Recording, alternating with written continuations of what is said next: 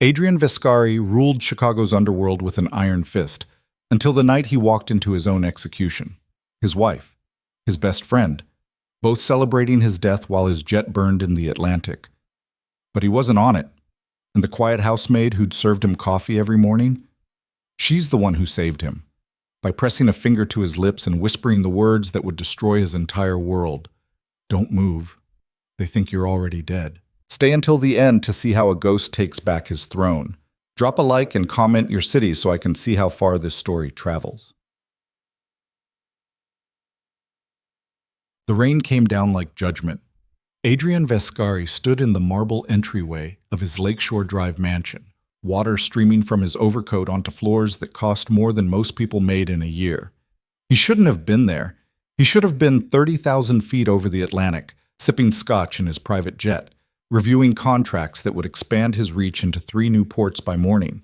Instead, he was home 4 hours early because his gut had twisted wrong. He'd learned to trust that feeling. In 20 years of running Chicago's most profitable criminal enterprise, that instinct had kept him alive through ambushes, investigations, and betrayals that would have buried lesser men. Tonight, it had pulled him out of his penthouse office, through downtown traffic, and back to the house he'd left that afternoon without so much as a goodbye to his wife. The house was dark except for a soft glow from the study upstairs. Adrian shrugged off his coat, letting it fall where it landed. His security team was conspicuously absent, another wrong note in a symphony that had been playing discordant all week. Marcus, his head of security and closest friend for 15 years, had insisted on minimal staff tonight. Said it was better for operational security with the jet departure. Bullshit. Adrian's hand moved to the Glock holstered at his hip. His fingers touched cold metal, and some of the tension in his shoulders eased. He'd made his fortune reading rooms, reading people, reading the spaces between what they said and what they meant. Right now, his home felt like a trap waiting to spring. He moved through the foyer with practiced silence, decades of survival overriding the instinct to call out. The marble gave way to hardwood, then to the Persian runner that led toward the main staircase. Voices drifted from above, low, celebratory. Laughter. His wife's laughter. Adrian's jaw tightened. Vivian rarely laughed anymore. Their marriage had calcified into something transactional years ago. She played the society wife, he provided the lifestyle, and they orbited each other in careful, cold distance. Hearing genuine joy in her voice now felt like finding blood on fresh snow. Beautiful and wrong. He reached the base of the stairs just as a figure materialized from the shadows of the adjacent hallway. A hand clamped over his mouth.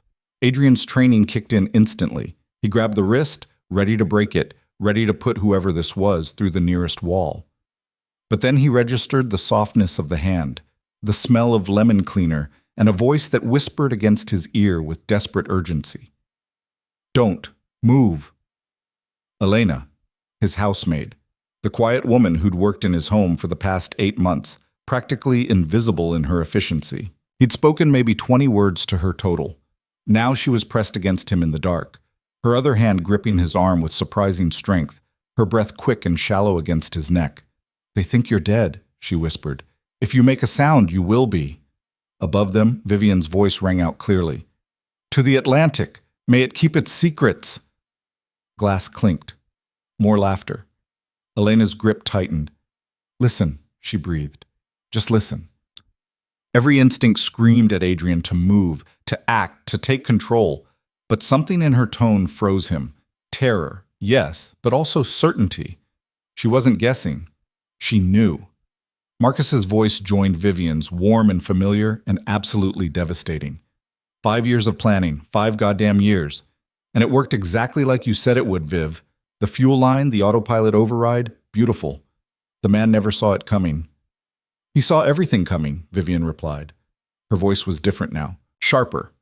This wasn't the docile socialite who attended charity galas and complained about the quality of imported roses. This was someone else entirely. That's why we had to be perfect. One slip, one inconsistency, and Adrian would have gutted us both. Past tense, baby. Would have. Because right now, our dear departed king is scattered across 200 miles of ocean. The study door was open just enough that Adrian could see movement through the crack. Vivian in a red dress he'd bought her for their anniversary.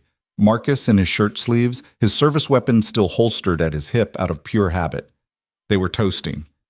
They were fucking toasting over his corpse. Adrian's vision tunneled. His free hand had moved back to his gun without conscious thought, his finger already sliding along the trigger guard. 2 shots. Maybe 3. He could end this right now, right here, and damn the consequences. Elena's hand slid down to cover his, stopping him. "Not yet," she whispered. "You shoot them now. You die anyway. You don't know how deep this goes." He wanted to shake her off. He wanted to storm up those stairs and watch their faces when they realized their celebration was premature. But her words cut through the rage like ice water. How deep this goes. "The accounts," Vivian was saying now. "Tell me you got the accounts." "Every single one." Marcus sounded drunk on triumph. Cayman, Switzerland, Panama, even the ones he thought nobody knew about. "I've had access to his passwords for 2 years, Viv. 2 years of watching and waiting and copying every keystroke. As of 3 hours ago, every dollar that was Adrian Viscari's is now in holding under our shell corporations." "How much?" 140 million, give or take. Plus the real estate holdings, the business interests, the political connections. It's all ours now. Well, ours and our partners. Partners. Adrian's stomach dropped. "Speaking of," Vivian said, "when do Dimitri's people arrive?" "Tomorrow night. Shipment comes through the port at midnight, the first shipment under the new arrangement. They'll distribute through our network instead of Adrian's old channels. We cut out the Italians, the Irish, all of Adrian's antiquated alliances. Dimitri gets Chicago as a hub. We get protection and a 30% stake in everything that moves through it." "The Kozlov Bratva." Vivian's laugh was brittle. Adrian would be rolling in his grave if he had one. He spent 15 years keeping the Russians out of his territory. "Yeah, well, Adrian's territory is our territory now. His rules don't mean shit anymore." Elena's hand was shaking against Adrian's. Or maybe he was shaking. It was hard to tell where his rage ended and the rest of the world began. 15 years. Marcus had been at his side for 15 years. Through wars and truces, through expansions and contractions, through the death of Adrian's father and the consolidation of power that followed. They'd bled together, fought together, built an empire together. And Vivian, Christ, Vivian, he'd married her young, brought her into this life, given her everything she'd ever wanted. Yes, the love had died. Yes, they'd become strangers who shared a house. But this wasn't divorce. This wasn't even betrayal in any normal sense. This was execution dressed up as inheritance. "What about the funeral?" Marcus asked. "We still doing the full show?" "Absolutely, day after tomorrow. St. Catherine's, full procession, every family in the city paying respects. We need everyone to see that Adrian Viscari is mourned, honored, and buried. The transition of power has to look legitimate." "You're going to cry beautifully." "I've been practicing." Vivian's voice went soft, mocking. "Oh, my husband, my love, taken too soon. If only I'd told him not to fly in this weather. If only I'd begged him to stay." She laughed. "Meanwhile, Marcus, you're going to give the eulogy." His best friend, destroyed by grief, stepping up to hold things together in Adrian's absence. Very noble, very touching. "Think anyone will buy it?" "Does it matter? By the time the service ends, we'll have Dimitri's backing, Adrian's money, and operational control of every asset he spent 2 decades building. Anyone who questions it will have to go through the Bratva first. And if they do, then they join Adrian at the bottom of the Atlantic." The conversation continued, but Adrian had heard enough. Elena was pulling at him now, gentle but insistent, drawing him back toward the hallway, away from the stairs, away from the voices that were casually dismantling his entire existence. He let her lead him, not because he wanted to. Every cell in his body screamed to go back, to end this, but because she was right. If he moved now, he died. Maybe not immediately, but soon. And if Dmitri Kozlov was involved, if the Bratva had already made deals and distributed his assets, then killing Vivian and Marcus would just make him a target for something much larger than himself. They moved through the dark house like ghosts.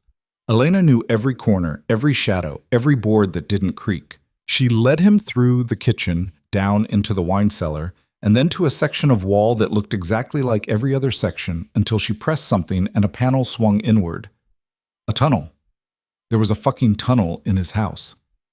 Prohibition era, Elena whispered, producing a small flashlight from somewhere. The original owner was a bootlegger. Your renovations didn't touch this section because it's not on any official blueprints. How do you know about it? Because I was hired to know about it. Move. We have maybe 20 minutes before Marcus does his security sweep and realizes you're here. Adrian followed her into the narrow passage. The panel closed behind them with a soft click, sealing them in cool darkness broken only by Elena's light. The tunnel smelled of earth and old stone and secrets that had survived almost a century. They walked in silence for what felt like forever, but was probably only 5 minutes. Adrian's mind was racing, cataloging, analyzing. 8 months. Elena had worked for him for 8 months. He'd hired her through an agency, hadn't he? Or had Marcus recommended her? Christ, he couldn't remember.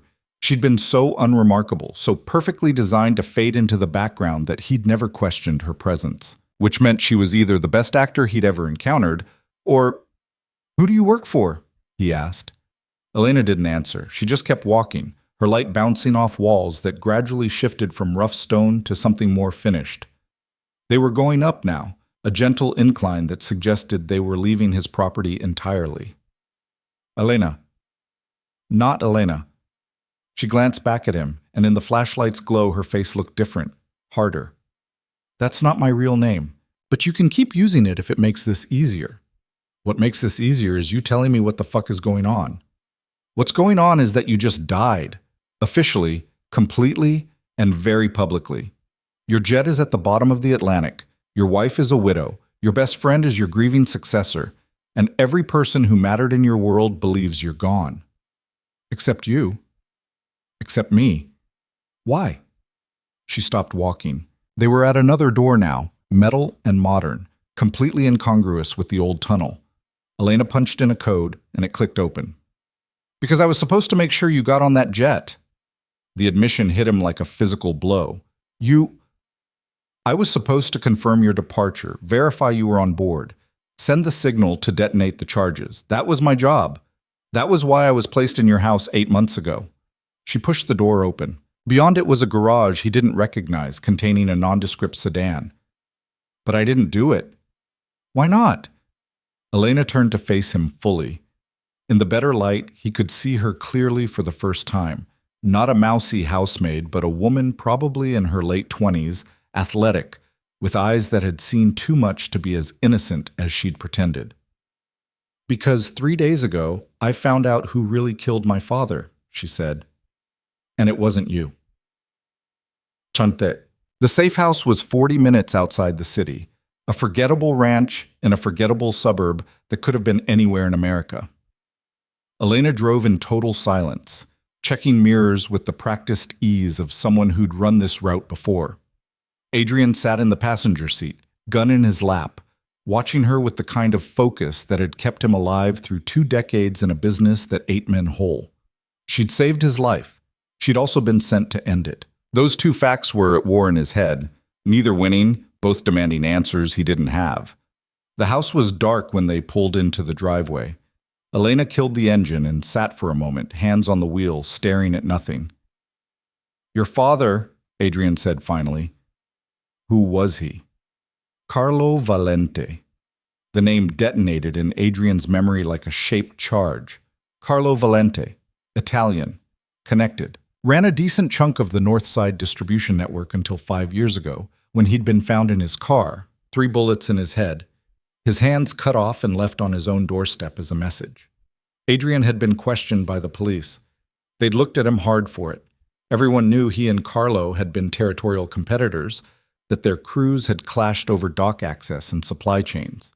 But there'd been no evidence, no witnesses, nothing that stuck. Because Adrian hadn't done it.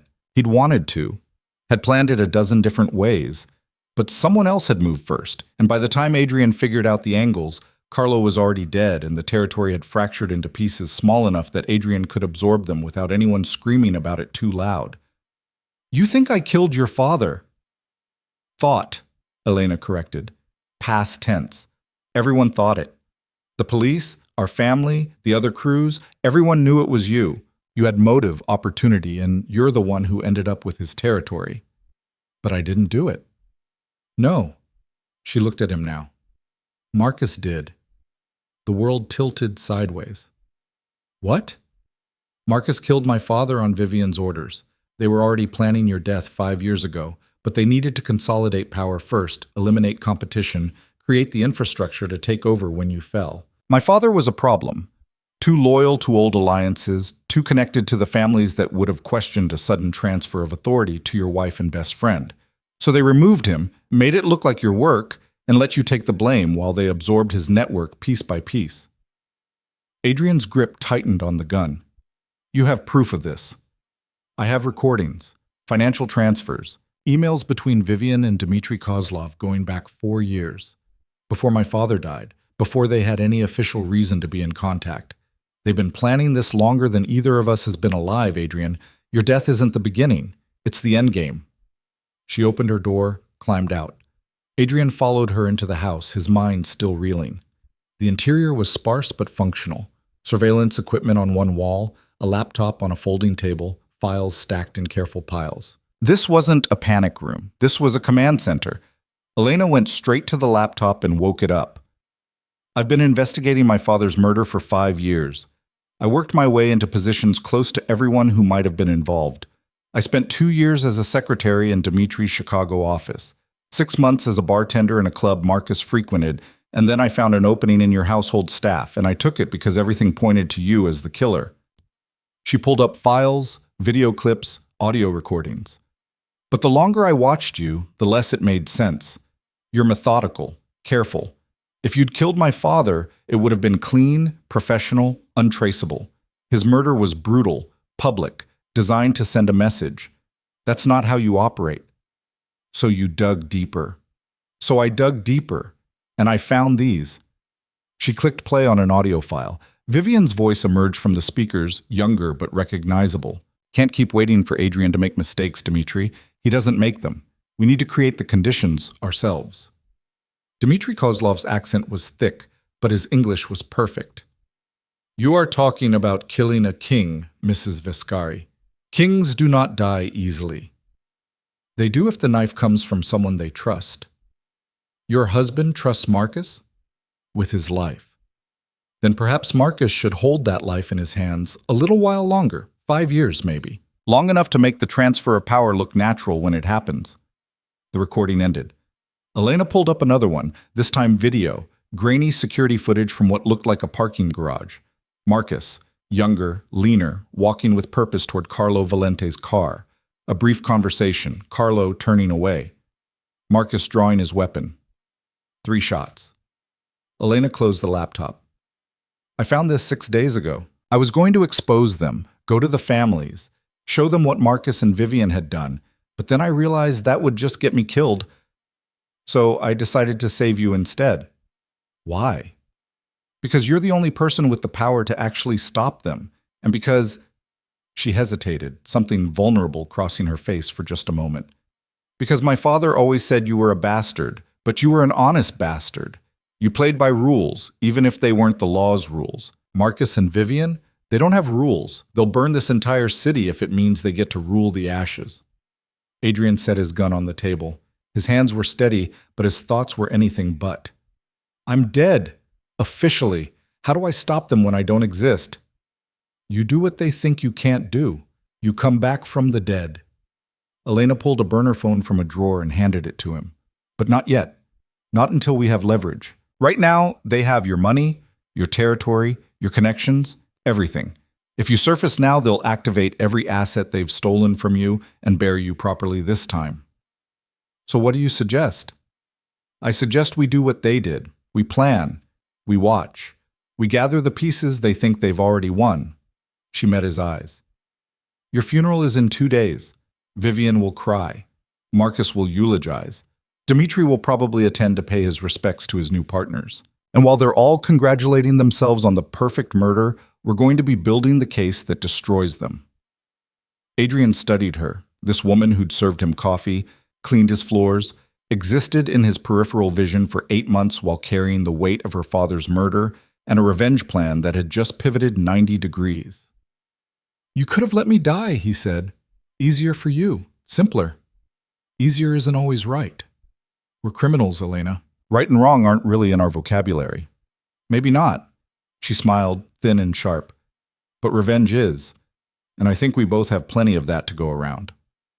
They spent the rest of the night going through Elena's evidence. It was damning, detailed, and absolutely useless in any legal sense. Recordings obtained illegally, financial documents stolen from private servers, surveillance gathered without warrants.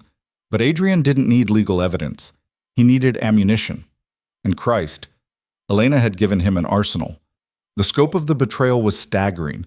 Marcus hadn't just stolen money, he'd systematically compromised every operation Adrian ran. Shipments were redirected, bribes were paid to Adrian's enemies, witnesses who might have testified in Adrian's favor during various investigations had mysteriously recanted or disappeared. And Vivian had been the architect, using her position as the untouchable socialite wife to move through circles Adrian couldn't access, making deals and promises in his name without his knowledge. The port deal, Adrian said, pulling up a file. The one they mentioned, Dimitri's shipment coming tomorrow night. What is it? Fentanyl precursors, enough to produce about 40 million in street value once it's processed and cut. It's the first major delivery under the new arrangement. Once that shipment clears and gets distributed through what used to be your network, the Bratva will have a permanent foothold in Chicago. After that, Marcus and Vivian become untouchable. Anyone who comes for them comes for Dimitri too. And the port? Your port. Or it was. Vivian transferred operational control to a shell company 3 months ago. You signed the paperwork yourself.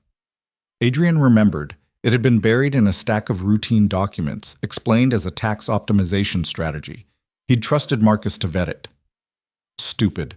Trusting anyone had been stupid. Elena was watching him. You're planning something. The shipment, Adrian said. If it doesn't arrive, if Dimitri's people show up tomorrow night and find an empty dock, what happens? The deal collapses. Dimitri loses 40 million in product and looks weak in front of his people. Marcus and Vivian lose their protection and their credibility. Everyone who was willing to accept the transition of power will start asking questions. Can we intercept it? Maybe. I have the shipping manifest, the dock location, the timing. But Adrian, if we steal that shipment, we're not just fighting Marcus and Vivian anymore. We're fighting the Bratva. That's war. Yeah. Adrian smiled for the first time since walking into his house that night. It wasn't a pleasant smile. Good. I'm tired of being dead. Let's remind people why they were scared of me when I was alive. Elena stared at him, and something shifted in her expression. Respect, maybe, or recognition. You're serious. You wanted revenge for your father. I'm offering you a chance to watch the people who killed him burn. He stood, pacing now, the pieces clicking together. We hit the shipment. We make it look like a rival crew, the Irish maybe, or one of the South Side gangs. Dimitri will go after them, which creates chaos. In that chaos, we start leaking evidence. Not everything, just enough to make Marcus and Vivian look incompetent, sloppy, unworthy of the empire they just stole. And then? Then I make my entrance at the funeral. Alive, angry, and backed by enough evidence to prove they tried to kill me. He looked at her. You said you have recordings of Vivian and Dimitri planning my death. Can you edit them into something I can broadcast? Yes, but... And the financial records, the transfers from my accounts to their shells. Can you trace them publicly? Adrian, if you expose this at your own funeral, it'll be a bloodbath. Literally. Marcus will have security. Dimitri might bring his people. You'll be outnumbered and outgunned. Then we make sure we're not. He pulled out the burner phone, started scrolling through contacts he'd memorized years ago. People who weren't in any official system, who didn't exist on paper but who owed him favors or feared him enough to answer when he called. I've spent 20 years building relationships. Some of them might think I'm dead, but a few will take my call anyway. The Irish hate the Russians. The South Side crews hate Marcus. And there are at least 3 families who never liked Vivian's social climbing bullshit. Elena was watching him with something like awe. You're going to start a war to cover your resurrection. I'm going to use an existing war to announce I never died. He looked up at her. You in? She didn't answer right away. Her father was dead because of this world, because of men like Adrian and Marcus and Dimitri who built empires on violence and called it business. She could walk away right now. Take the evidence, disappear, start over somewhere far from Chicago and its blood-stained streets. But she didn't move toward the door. She moved toward the laptop. I'm in, she said. But we do this smart. We plan every move, every contingency. These people killed my father because he underestimated them. I won't make the same mistake. Agreed. And after? Elena's eyes were hard. After we destroy them? After you take back your empire? What happens to me? It was a fair question. She'd saved him, yes, but she was also Carlo Valente's daughter. Her father had been Adrian's competitor, his enemy. Traditional rules said she was a liability, someone who knew too much and couldn't be trusted. Traditional rules said he should kill her when this was over. But Adrian was tired of traditional rules. Traditional rules had gotten him killed. After, he said carefully, you get to decide. Walk away if you want. I'll set you up. New identity, money, protection. You'll never have to think about this life again. Or you stay. You helped me take it back. You helped me rebuild it into something that doesn't collapse the moment someone I trust decides to betray me. He met her eyes. You're smart, Elena. Smarter than Marcus ever was. And you've already proven you can think 5 moves ahead. I could use someone like that. Someone who isn't afraid to tell me the truth, even if it's a truth I don't want to hear. You're offering me a position. I'm offering you a partnership. If you want it. Elena laughed, a short, bitter sound. My father would roll over in his grave. Your father's dead because he trusted the wrong people. Don't make the same mistake. Adrian held out his hand.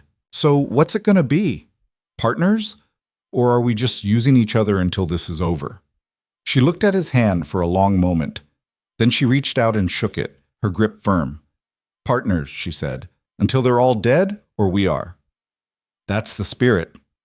They worked through the night and into the gray dawn, building a plan that was equal parts audacious and insane. Elena had resources Adrian didn't. Surveillance access, digital footprints, the kind of 21st century skills that his generation of criminals had never quite mastered. And Adrian had something she didn't. Decades of knowing exactly how men like Marcus thought, what they'd protect, where they'd be vulnerable. By the time the sun came up, they had a strategy. It was risky. It would probably get them both killed. But if it worked, Adrian Viscari was going to do something no one in the history of Chicago's underworld had ever done. He was going to come back from the dead and take back his throne. And anyone who stood in his way was going to learn why you didn't celebrate a king's death until you'd burned the body and scattered the ashes. Because some men don't stay buried. And Adrian Viscari was about to remind the entire city exactly what kind of man he'd always been. The first call Adrian made was to Patrick Sullivan.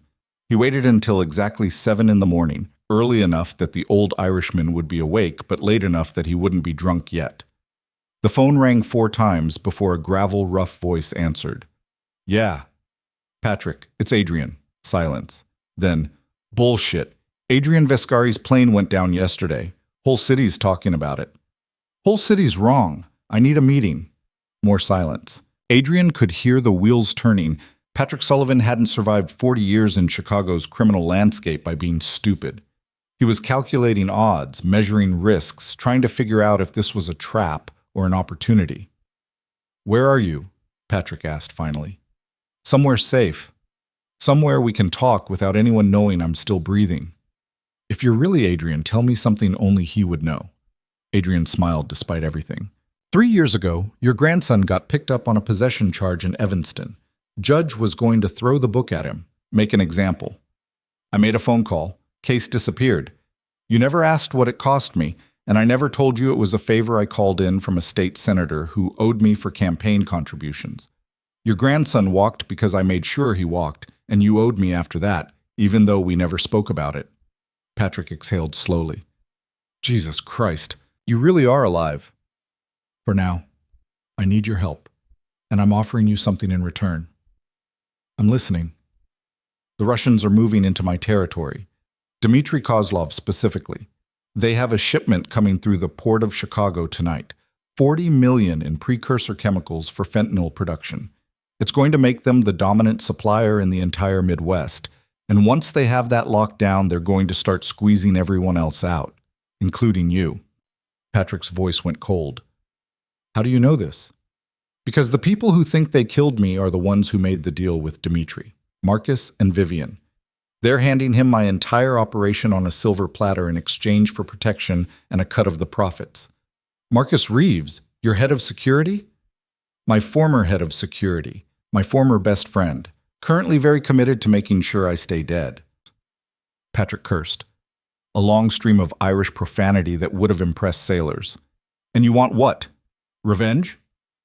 I want the shipment intercepted. I want Dimitri embarrassed. I want Marcus and Vivian scrambling to explain how they lost $40 million worth of Russian product before the deal was even 24 hours old, and I want it done in a way that makes it look like you did it. So Dimitri comes after you instead of looking for me. You want me to start a war with the Bratva. I want you to finish one that's already starting. Dimitri's been testing your Southside territory for months, Patrick. You know it. I know it. Half the city knows it. He's been waiting for the right moment to make his move, and my death was supposed to be that moment. So yeah, I'm asking you to hit him first, hit him hard, and take what's his before he takes what's yours. And what do I get out of this besides a target on my back? You get the entire shipment, $40 million in product that you can sell, cut, distribute however you want. You get first strike in a war that was coming anyway. And you get me owing you a favor when I take my empire back. When you take it back, that's confident. I didn't survive 20 years by being modest. Patrick laughed, rough and genuine. I always liked that about you, Adrian. You're an arrogant bastard, but at least you're honest about it. The humor faded. This is risky. If Dimitri figures out I'm working with a dead man, he won't. You hit the shipment, you make it look clean, like you had inside information from one of his own people. Happens all the time in our business. And by the time anyone starts asking hard questions, I'll be alive again, and Dimitri will have bigger problems than figuring out who tipped you off. When are you planning this miraculous resurrection? My funeral, day after tomorrow, St. Catherine's. I'm going to walk in while they're eulogizing me and show everyone exactly what happens when you try to bury a king before he's actually dead. Patrick was quiet for a long moment. Then he said, You're either the craziest son of a bitch I've ever met or the smartest. Haven't decided which yet. Can be both. Yeah, I suppose it can. Another pause. I'll hit the shipment. But Adrian, if this goes sideways, if Dimitri figures out you're alive and comes for me because of it, he won't get the chance. I promise you that. Your promises aren't worth much right now, considering you're supposed to be fish food. Then consider it incentive for me to make sure I stay alive. I die for real this time. You lose the favor. I survive. You get a very grateful partner who remembers his friends. Fine. Send me the details. And Adrian, don't make me regret this. Wouldn't dream of it. Adrian ended the call and looked at Elena, who'd been listening to the entire conversation. She raised an eyebrow. You really think Patrick Sullivan is going to risk war with the Bratva based on a phone call? Patrick's been looking for an excuse to hit the Russians for months. I just gave him one that comes with a $40 million payday. He'd be stupid not to take it. And if he fails, if Dimitri's security is better than we think, then we adapt. But Patrick didn't survive this long by being sloppy. He'll get it done. Adrian pulled up another contact. Now we need to make sure that when the shipment disappears, Marcus and Vivian can't just shrug it off and make new deals. We need them exposed, vulnerable, and scrambling. The recordings, Elena said. If we leak them to the right people, not leak, broadcast. I want everyone at that funeral to hear exactly what Vivian and Marcus said about me. I want it played on speakers, shown on screens, impossible to ignore or deny. And I want it timed perfectly so that when I walk through those doors, nobody has any doubt about why I'm still alive or who tried to kill me. Elena moved to her laptop, fingers flying across the keyboard. I can set that up. There's a production company that does audiovisual for all the major church events in the city. If I can hack their system, I can upload the files to play during the service. Marcus won't know it's coming until it's too late to stop it. How long do you need? 6 hours, maybe. The security isn't great, but I have to be careful not to leave traces. She glanced at him. What are you going to do while I'm working? Adrian picked up his gun, checked the magazine, chambered around. I'm going to pay a visit to someone who can help us make sure my entrance at the funeral is properly dramatic. Who? Someone who knows how to make a dead man look very much alive.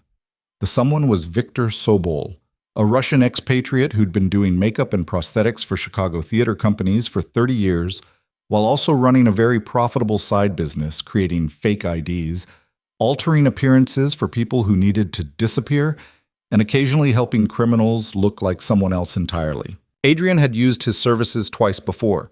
Once to age a witness who needed to testify without being recognized. Once to help a politician's mistress vanish before the scandal broke. Victor's studio was in a converted warehouse in a neighborhood that was trying very hard to gentrify and failing spectacularly. Adrian parked 2 blocks away and walked, hood up, face down, just another anonymous figure in a city full of them. The morning was cold and gray, threatening rain that hadn't quite decided to fall yet. He knocked on the service entrance. 3 quick raps, pause, 2 more. Victor's code from back when paranoia was justified. Still was, apparently, because a security camera swiveled to focus on him and a voice crackled through an intercom. "We're closed." "It's Adrian Viscari. I need your help." "Adrian Viscari is dead. Heard it on the news." "Heard wrong. Open the door, Victor." A long pause. Then locks clicked and the door swung inward. Victor stood there, 70 years old and rail-thin, wearing a paint-stained apron and holding a cigarette that had burned down to mostly ash. He stared at Adrian like he'd seen a ghost. "Bоже moi," he breathed. "They said you're playing." "Yeah, everyone says that. Turns out I wasn't on it." Adrian stepped inside, and Victor closed the door behind him, throwing multiple locks with the practiced ease of someone who understood exactly how dangerous his client list made him. The studio was chaos organized by some system only Victor understood. Mannequin heads lined the walls, wigs on stands, makeup kits spread across every surface, and in the corner, a full photography setup with lighting and backdrops. Victor led him past all of it to a small office that smelled like coffee and cigarette smoke. "Sit," Victor ordered. "Tell me why a dead man is in my studio and what he wants from me." Adrian sat. "I need to look like myself, but different enough that I can move around the city without being recognized. Not a full disguise, just enough that if someone sees me on the street, they think I'm familiar, but can't place me. And then? And then in 2 days, I need to look exactly like myself again. Clean, polished, ready to walk into my own funeral and make an impression." Victor took a long drag on his cigarette, eyes narrowing. "You're planning something dramatic." "Very. Good. Dramatic I can work with." He stood, stubbed out the cigarette in an overflowing ashtray, and gestured for Adrian to follow him to a makeup chair. "Sit. Let me see what I have to work with." For the next 2 hours, Victor worked with the focused intensity of an artist who took his craft seriously. He studied Adrian's face from every angle, took measurements, made notes in a language Adrian didn't recognize but assumed was Russian. "Your problem," Victor said as he worked, "is that you have a very distinctive face, strong bones, the scar through your eyebrow, the way you carry yourself. People remember you even when they don't mean to. So we soften. We change the details without changing the structure." He applied subtle prosthetics, nothing dramatic, just small additions that altered the shape of Adrian's nose, the line of his jaw. Colored contacts to change his eyes from dark brown to hazel. A wig that was close to Adrian's natural hair color but cut differently, styled to change the shape of his face. Careful makeup to add years and tiredness, to make him look worn down in ways that the real Adrian Viscari never allowed himself to appear. When Victor finally stepped back, Adrian looked in the mirror and barely recognized himself. He looked like a man who'd been through something hard and come out diminished, older, forgettable. "Perfect," Adrian said. "For now, yes. But you said 2 days you want to look like yourself again?" "Exactly like myself. Better, actually. I want to look like a man who's supposed to be dead but very clearly isn't. Healthy, strong, undeniable." Victor smiled, showing yellowed teeth. "That I can do. Come back the morning of your funeral. I'll make you look like a king rising from the grave." "What do I owe you?" "For this? Nothing. For the funeral preparation? We discuss price then." Victor lit another cigarette. "But Adrian, whatever you're planning, be careful. The people who tried to kill you, they won't appreciate you coming back." "I'm counting on it." Adrian left through the same service entrance, now looking enough like a stranger that he could move through the city without fear of recognition. He took public transit back to the safe house, something he hadn't done in years, and found Elena exactly where he'd left her, hunched over her laptop, eyes red from staring at screens, fingers still moving across the keyboard with mechanical precision. "You get it?" he asked. "Got it. The audiovisual system at St. Catherine's is now mine. I can upload files, trigger playback remotely, and they won't know anything's wrong until the recordings start playing during the service." She looked up at him and did a double take. "Jesus. Who are you?" "Victor's handiwork. Think it'll hold up on the street?"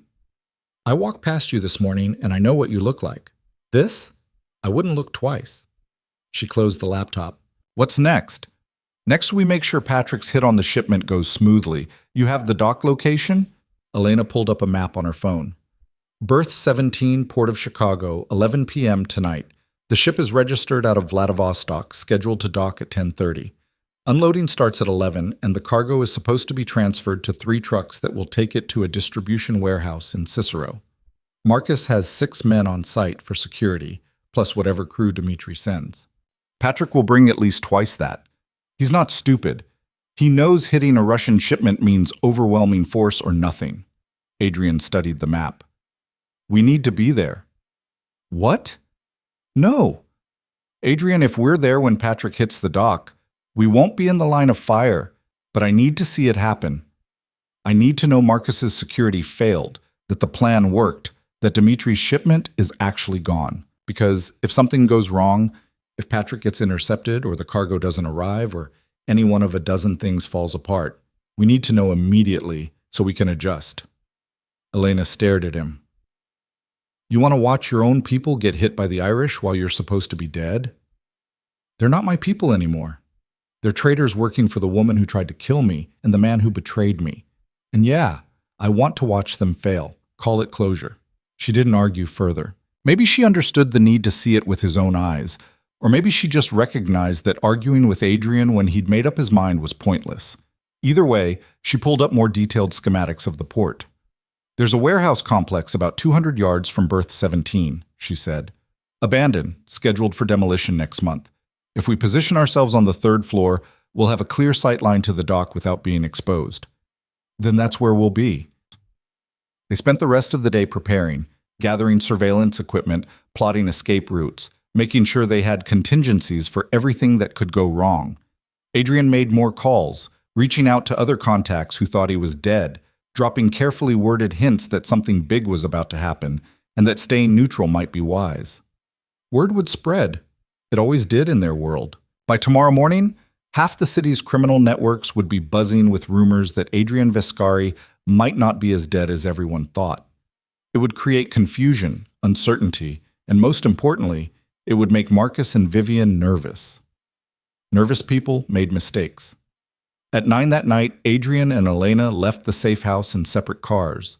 Another of Victor's touches was a nondescript sedan that wouldn't attract attention. They drove to the port through different routes, parking in different locations, and converged on the abandoned warehouse from opposite directions. The building was exactly what Elena had promised. 3 stories of rusted metal and broken windows, empty except for pigeons and the ghosts of whatever manufacturing had once happened here. They climbed to the 3rd floor, set up their observation position behind a window that gave them a perfect view of berth 17, and waited. The ship arrived on schedule at 10:30, a mid-sized cargo vessel that looked like 1,000 others in Chicago's port. Longshoremen moved with practiced efficiency, securing lines, preparing for unload. And standing on the dock, conspicuous in their black jackets and obvious weapons, were Marcus's security team.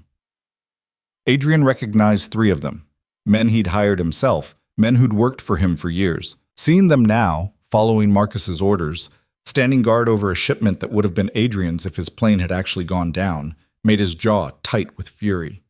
"There," Elena whispered, pointing. "Marcus." He stepped out of a black SUV like he owned the dock, which technically he did now since Vivian had transferred the port operations to their shell company. Marcus moved like a man comfortable with power, confident in his security, certain that everything was going according to plan. Adrian had taught him that confidence, had shown him how to read a room, how to project authority, how to make men follow him through force of personality rather than fear. Watching him now felt like looking at a twisted reflection. 2 more vehicles, Elena murmured. Russian plates. Dimitri's people. 4 of them, all built like brick walls, all moving with the kind of discipline that said military training. They conferred with Marcus briefly, then positioned themselves around the dock in a perimeter that was actually quite good. Patrick's going to have to work for this one, Adrian said. You think he can do it? I think he's about to find out. They waited. 11 o'clock came and went. The crane started moving, lifting shipping containers from the vessel's hold. Marcus was on his phone, probably coordinating with Vivian, probably reporting that everything was proceeding smoothly.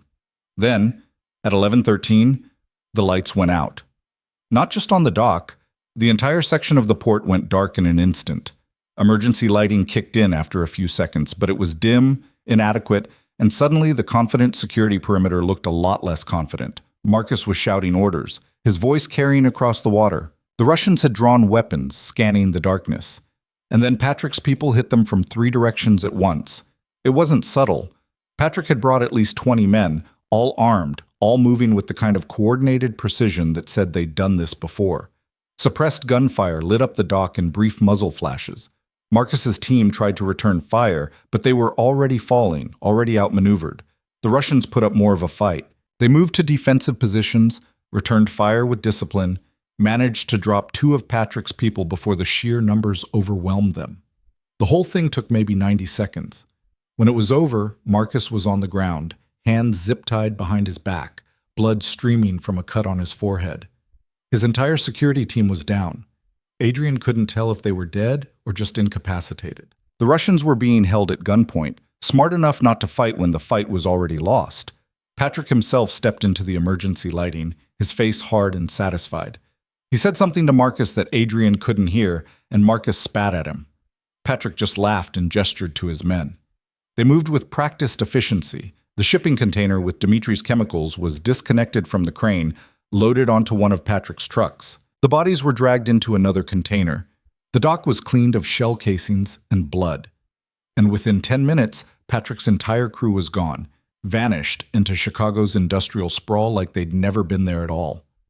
Marcus struggled to his feet, still zip-tied, and stumbled to his phone. He'd make the call to Vivian soon. Would have to explain how $40 million in product had just disappeared, how the Russians had been humiliated, how the entire foundation of their deal with Dimitri had collapsed before the concrete had even dried. Elena lowered her camera. She'd recorded everything. We should go. Yeah. They left the warehouse the way they'd come, silent and careful. Adrian's mind was already racing ahead to tomorrow, to the funeral, to the moment when he'd walk through those doors and watch Marcus and Vivian's faces when they realized their perfect murder had one critical flaw. The victim had survived. Back at the safe house, they watched the recording 3 more times. It was perfect, clear evidence that Marcus's security had failed catastrophically, that the shipment was gone, that Patrick Sullivan now had leverage over both the Viscari Empire and the Bratva. Dimitri's going to be furious, Elena said. Good. Furious people make mistakes too. Adrian pulled up his phone. And speaking of furious, I have one more call to make. Who? Someone who knew my father. Someone who remembers when this empire actually meant something. He dialed a number he hadn't called in 5 years.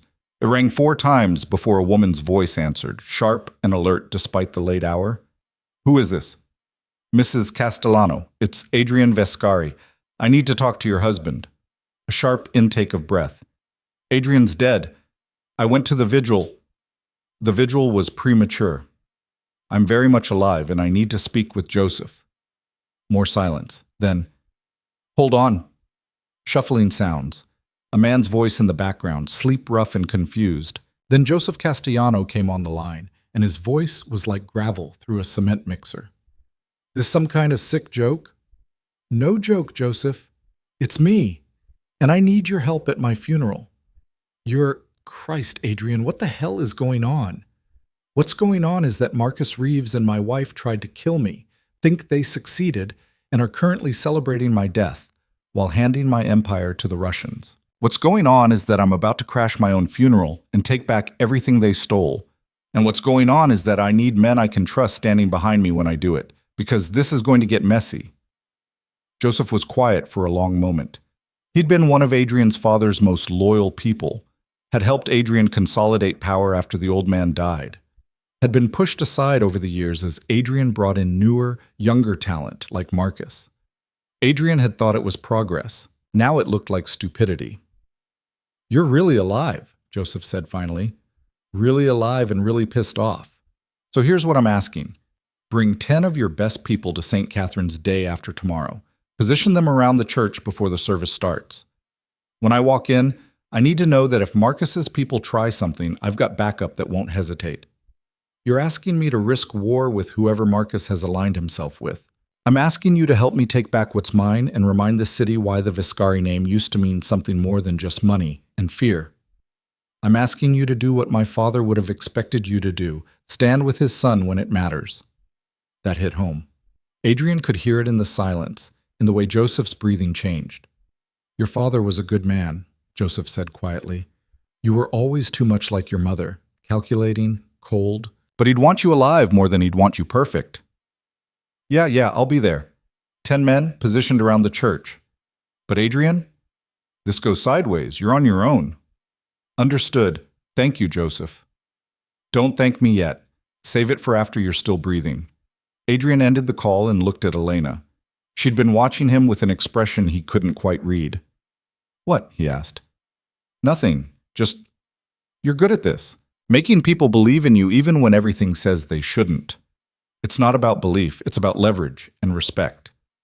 Joseph respected my father, which means he respects the legacy. Patrick wants Russian blood and profit. Victor wants to be paid. Everyone has a reason, Elena. You just have to know what it is and how to use it." "And what's my reason?" The question caught him off guard. He studied her, this woman who'd saved his life, who'd chosen revenge against his killers over revenge against him, who'd pivoted her entire life plan in the space of a single night. "Your reason is that you want the people who killed your father to pay," Adrian said. "And you're smart enough to know that working with me is the best way to make that happen." "That's all?" "That's enough, isn't it?" Elena smiled, but it didn't reach her eyes. Yeah, I guess it is." She turned back to her laptop, and Adrian let the moment pass. They had one day left before the funeral, one day to make sure every piece was in position, every contingency was covered, every possible failure point was reinforced. One day before Adrian Viscari stopped being dead and became something much more dangerous, a ghost with a grudge and an empire to reclaim. The call came at 6 in the morning, jarring Adrian from the first real sleep he'd had in 2 days. Elena was already awake, hunched over her laptop with coffee going cold beside her. She glanced at him as he grabbed the burner phone. Patrick's voice came through rough and satisfied. "It's done. Clean as we could make it. Products secured, bodies are handled, and the Russians are going to spend the next week trying to figure out what the hell happened."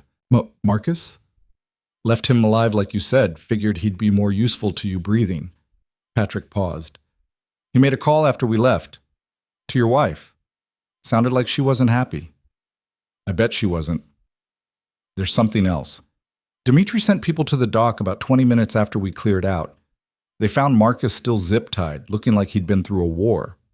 The Russians weren't gentle with him." Adrian smiled despite himself. "Good. You know this means Dmitri's going to come looking for answers. He's going to tear apart everyone connected to that shipment until he finds someone to blame. Let him. The angrier he gets, the less time he has to think clearly. By the time he figures out what really happened, I'll already be back and he'll have bigger problems than a missing shipment." Patrick was quiet for a moment. "You're playing a dangerous game, Adrian. Only game worth playing. You got what you needed? 40 million in product and the satisfaction of watching Russians bleed. Yeah, I'd say I got what I needed." Patrick's tone shifted. "But Adrian, after today we're square.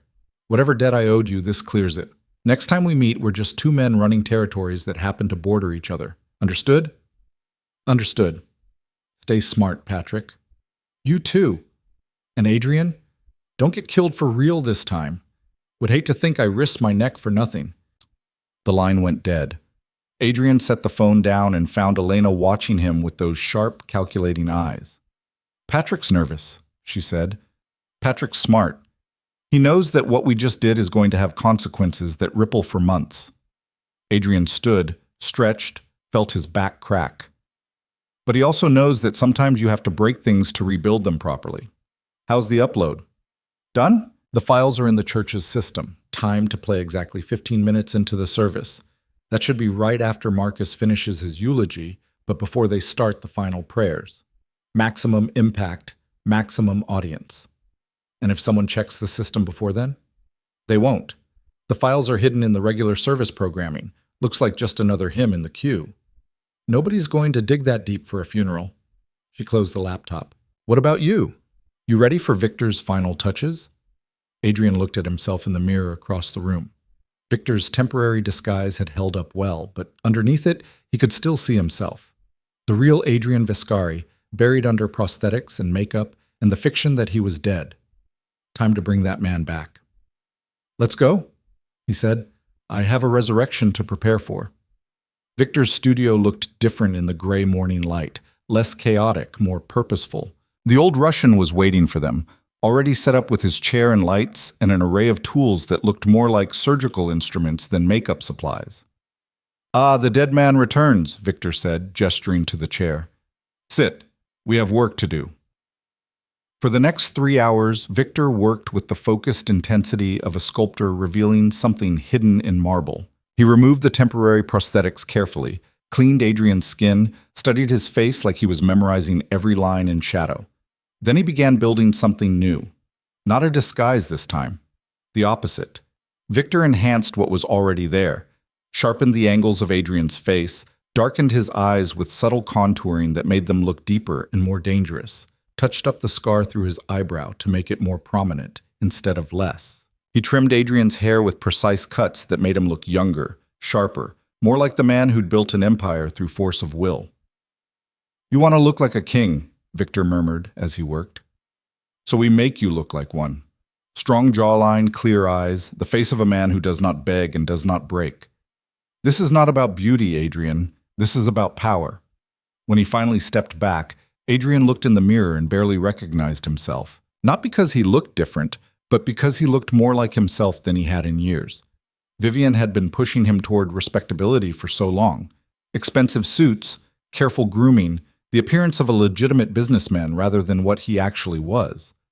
Victor had stripped all that away and left something rawer, more honest. Perfect, Adrian said. Not quite.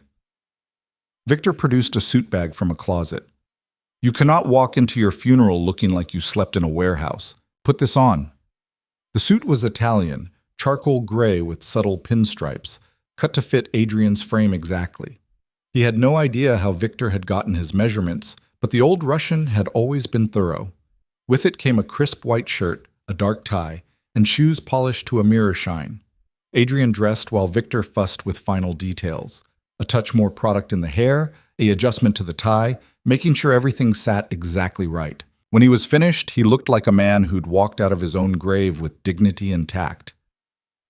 Now you are ready, Victor said. Now you look like someone worth killing and worth fearing. What do I owe you? Victor waved a hand dismissively. We discuss payment after you survive. If you die today, I send bill to your widow. Seems fair, yes? Adrian laughed, surprised by the genuine humor in it. Fair enough. Elena was waiting outside in the car, and when Adrian climbed in, she did a double take so pronounced it was almost comical. Jesus, she breathed, you look like a dead man? Like a king.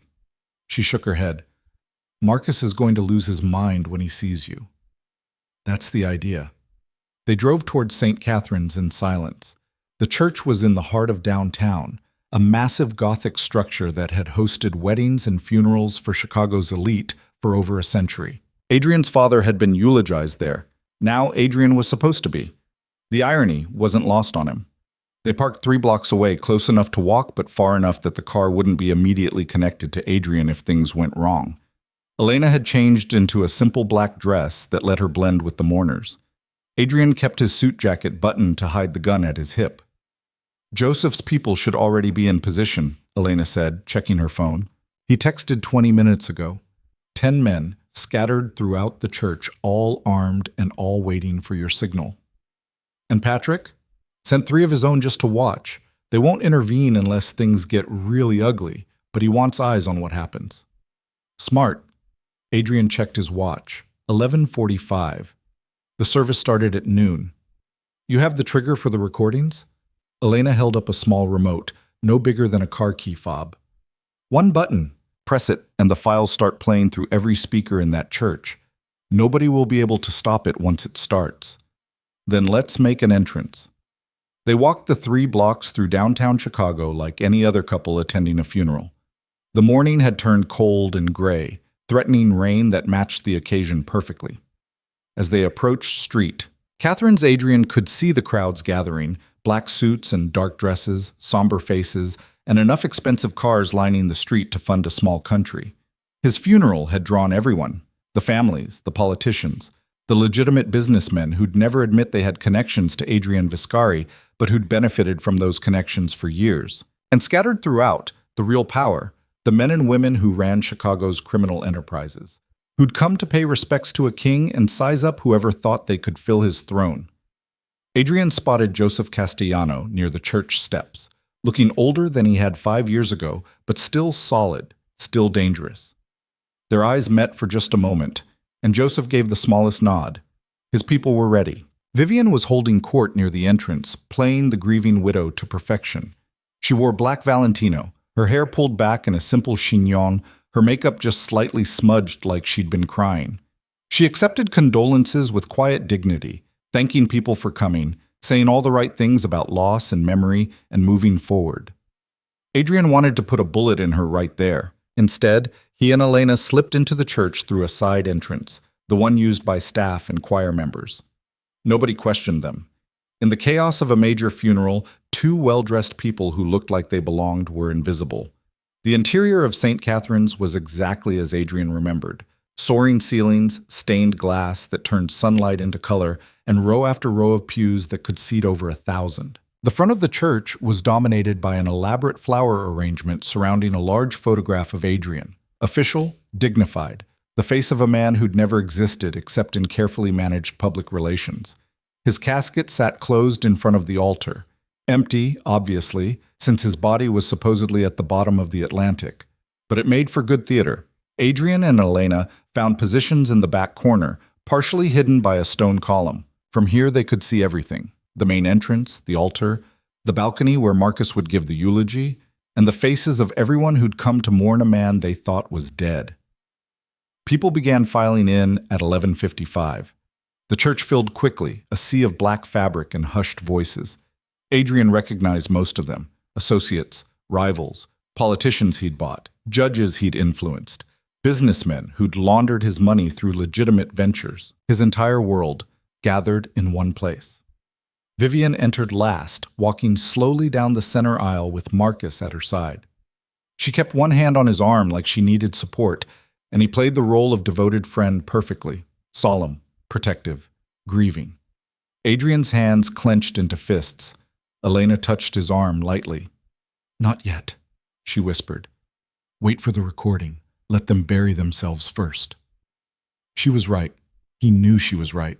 But watching them play their parts, seeing the sympathy on people's faces, hearing the whispered condolences, it took everything he had not to step out from behind the column and end this right now. The service began at noon exactly. A priest Adrian had never met stood at the altar and began speaking about loss and legacy and the unpredictability of life. He'd clearly been given talking points because he mentioned Adrian's charity work, his business acumen, his dedication to family, all the sanitized fiction that made a criminal empire sound like respectability. Then Marcus stood to give the eulogy.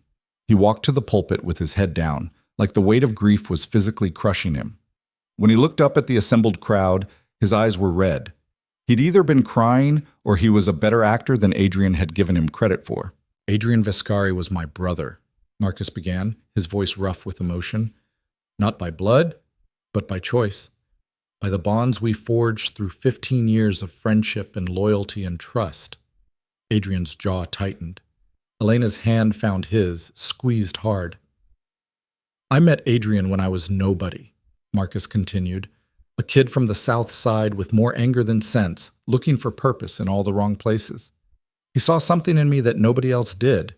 He gave me a chance, taught me everything I know about loyalty, about strength, about what it means to lead. The crowd was rapt. Some people were openly crying now. Vivian dabbed at her eyes with a handkerchief. Adrian built something in this city that will last long after we're all gone, Marcus said. An empire, yes, but more than that, a legacy of taking care of our own, of protecting what matters, of never backing down from a fight. He paused, letting the moment breathe. Adrian could see the calculation in it, the way Marcus was working the room, building towards something. But empires don't run themselves, Marcus continued, and Adrian knew that. In our last conversation, just hours before he boarded that plane, he told me something I'll never forget. He said, "Marcus, if anything ever happens to me, I know you'll do what needs to be done. I know you'll keep this family together." A lie. They'd never had that conversation because Adrian had left his office without seeing Marcus, driven home by instinct that had saved his life. "So that's what I'm going to do," Marcus said, his voice strengthening. "I'm going to honor my brother's memory by protecting everything he built, by making sure his empire doesn't crumble, by being the man he believed I could be." Vivian was nodding, tears streaming down her face. Several people in the crowd murmured agreement. This was it. The moment Marcus was positioning himself as the natural successor, the grieving friend stepping up to preserve Adrian's legacy. Adrian looked at Elena. She had the remote in her hand, finger on the button. "Now," he whispered. She pressed it. For a moment, nothing happened. Marcus continued speaking, building toward his conclusion. Then the church's sound system crackled, cutting him off mid-sentence. Confused murmurs rippled through the crowd. And then Vivian's voice filled the church, clear and unmistakable. "To the Atlantic, may it keep its secrets." The recording was perfect. Elena had edited it to flow like a conversation, jumping between the most damning moments with just enough context that everyone could follow along. Vivian toasting Adrian's death, Marcus describing how he'd sabotaged the plane, both of them discussing the stolen money, the Russian deal, the systematic betrayal that had led to this moment. The church erupted. People were on their feet, shouting questions, demanding answers. Vivian had gone white, her hand pressed to her mouth in shock. Marcus stood frozen at the pulpit, his eulogy forgotten, his face cycling through confusion and panic and finally settling on rage. The recording kept playing. Dimitri's name came up. The shipment. The plan to hand over Adrian's empire to the Bratva in exchange for protection and profit. And then, perfectly timed, the recording ended with Vivian's voice saying, "Anyone who questions it will have to go through the Bratva first. And if they do, then they join Adrian at the bottom of the Atlantic." Silence crashed over the church like a wave. Marcus found his voice first. "This is fake. Someone's trying to sabotage." "It's real," Adrian said, stepping out from behind the column. Every head in the church turned.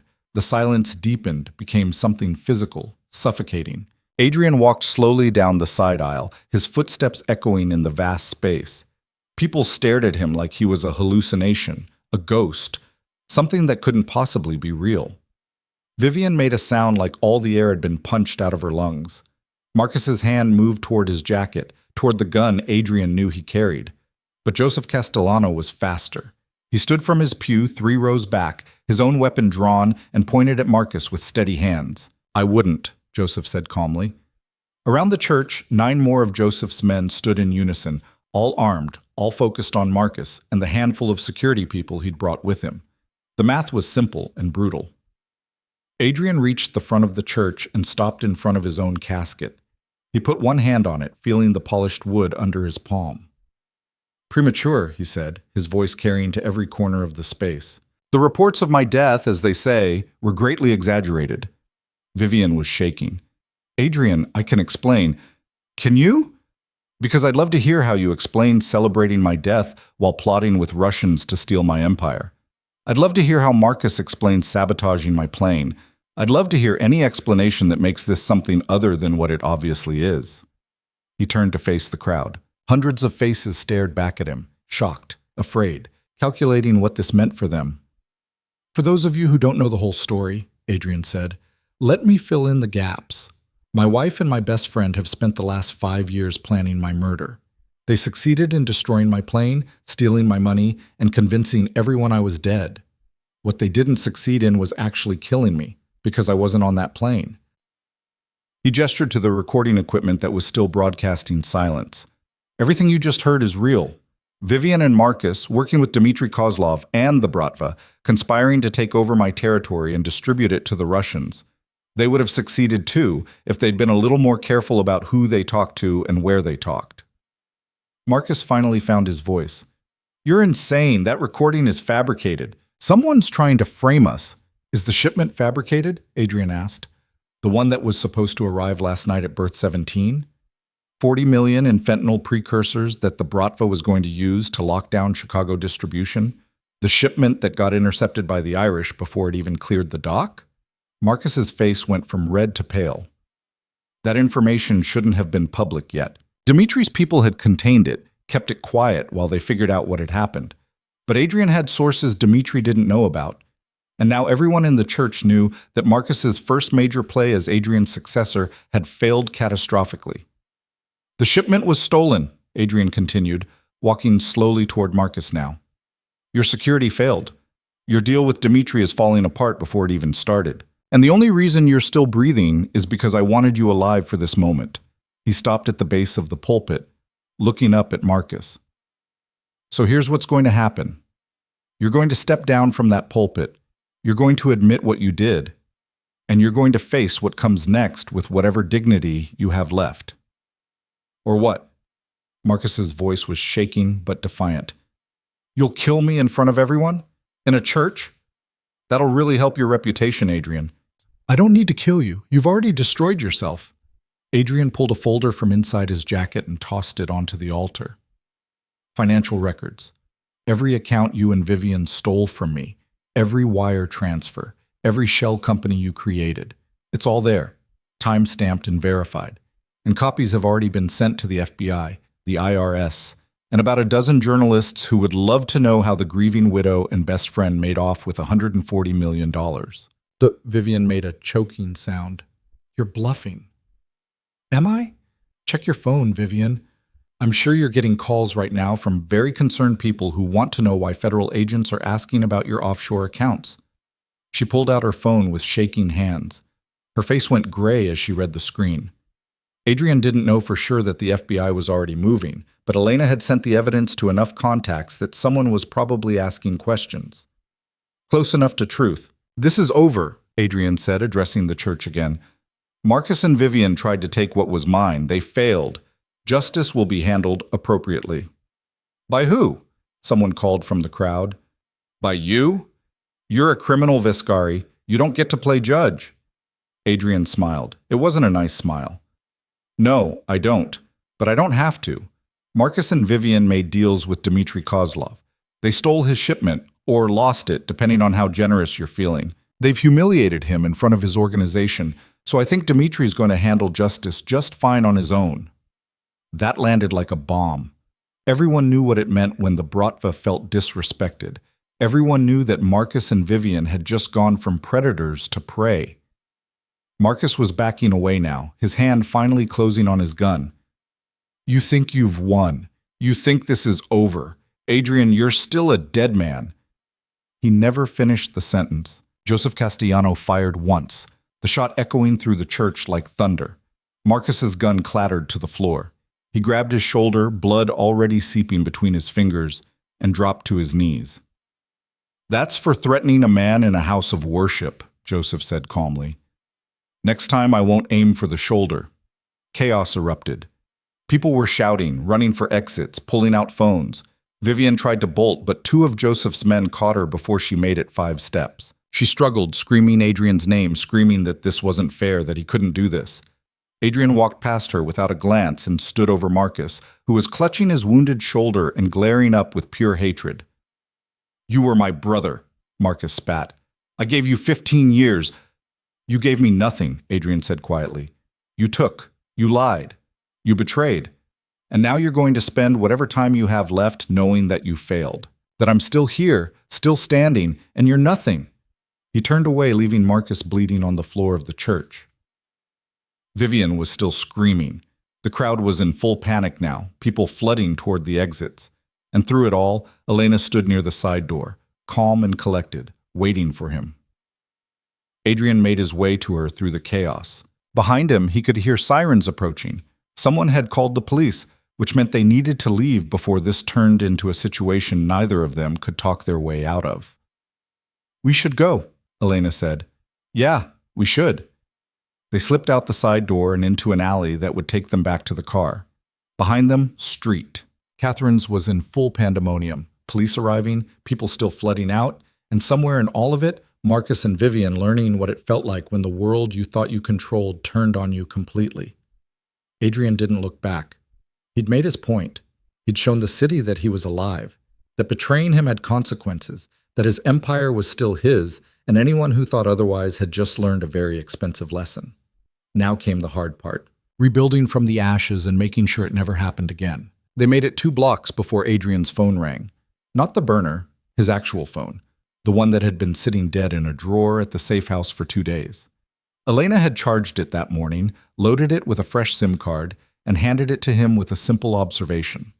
People needed to be able to reach a man who'd just come back from the dead. He answered without checking the caller ID. "Yeah?" "Adrian Vescari." The voice was accented, Russian, and familiar in the worst possible way. "I was told you died." "Imagine my surprise to hear otherwise." "Dmitry Kozlov." Adrian stopped walking. Elena's hand went to the small of her back where she'd tucked a compact pistol under her dress. The alley suddenly felt smaller, more exposed. "Dmitry," Adrian said calmly, "I'd say it's good to hear from you, but we both know I'd be lying." "Yes, we would both be lying about many things. For instance, I might lie and say I am happy you survived. You might lie and say you had nothing to do with my missing shipment." Dmitry's voice was smooth, conversational, the tone of a man discussing the weather rather than 40 million in stolen product. "But I think perhaps we should speak truthfully instead, don't you?" "Truth sounds good." "The truth is that your wife and your friend made me promises.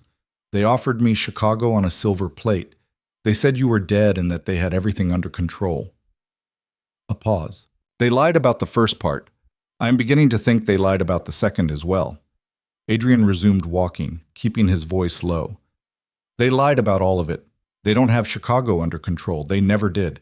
And now that I'm alive again, they have nothing at all. Except my protection. We had an agreement, Adrian. I honored my part. I provided resources, connections, assurances to other organizations that the transition of power would be smooth. And now I find that the people I made this agreement with are liars and thieves who cannot even secure a simple dock delivery. That's between you and them." "Is it?" Dmitry's voice sharpened. "You are alive. My shipment disappears the same night you stop being dead. This seems like more than coincidence." "I didn't touch your shipment, Dmitry. I was too busy making sure I didn't actually die to worry about your business deals." Adrian turned down another alley, Elena matching his pace. "But if you're looking for someone to blame, I'd suggest starting with the people who promised you things they couldn't deliver." "Oh, I intend to. Marcus Reeves and Vivian Viscari will answer for their failures. But first, you and I need to have a conversation about the future." "What future?" "The future where you are alive and ruling Chicago again, and I am a businessman who made significant investments based on promises that are now worthless. We can make this a problem, Adrian, or we can make this an opportunity." They reached the car. Elena had the keys out, was already unlocking the doors. Adrian climbed into the passenger seat and gestured for her to drive. "I'm listening," Adrian said. "You want your empire back. I want compensation for my losses and assurances that Chicago remains profitable for my organization. These goals are not incompatible."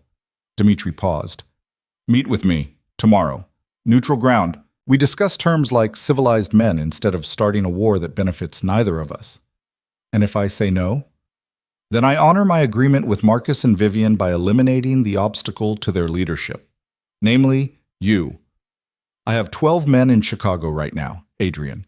Very good men, very motivated men who are angry about losing $40 million. I would prefer to aim them at the people who actually deserve their anger, but I am flexible." It wasn't really a choice. Dmitry was right. Starting a war with the Bratva while Adrian was still consolidating power would be suicide. Better to meet, to negotiate, to find a way to turn Dmitry from an enemy into something manageable. "Where?" Adrian asked. Do you know the Northside Industrial Complex? Warehouse 12. Tomorrow, 3 p.m. Come alone or come with one person. I don't care. But come armed with proposals, not just weapons. I want solutions, Adrian. Give me those and we both walk away from this richer. The line went dead. Elena was watching him in the rearview mirror, her eyes sharp with concern. That was Dmitry Kozlov. Yeah. He wants a meeting. Tomorrow. Warehouse 12 in the Northside Complex. Adrian rubbed his face, feeling exhaustion settle into his bones. He's not stupid. He knows Marcus and Vivian failed, knows his shipment is gone, knows I'm the only person with enough power to actually stabilize things now. So he wants to negotiate. Or he wants to kill you in person. That too. But I don't think so. Dmitry's a businessman first. If he wanted me dead, he'd send his 12 men to do it quietly, not invite me to a meeting. Adrian looked at her. I need to go. Then I'm coming with you. Elena, don't. Her voice was hard. Don't tell me it's too dangerous or that I should stay behind where it's safe. I've been in this from the beginning. I saved your life, helped you plan all of this. And I'm not sitting on the sidelines now just because some Russian gangster wants to have a conversation. Adrian studied her. 3 days ago, she'd been his invisible housemaid. Now she was arguing with him about meeting with one of the most dangerous men in the Midwest. The transformation was remarkable and more than a little terrifying. You know how to shoot? He asked. My father taught me when I was 12. I'm better than you'd think. Ah, good. Because if this goes wrong tomorrow, we're going to need every advantage we can get.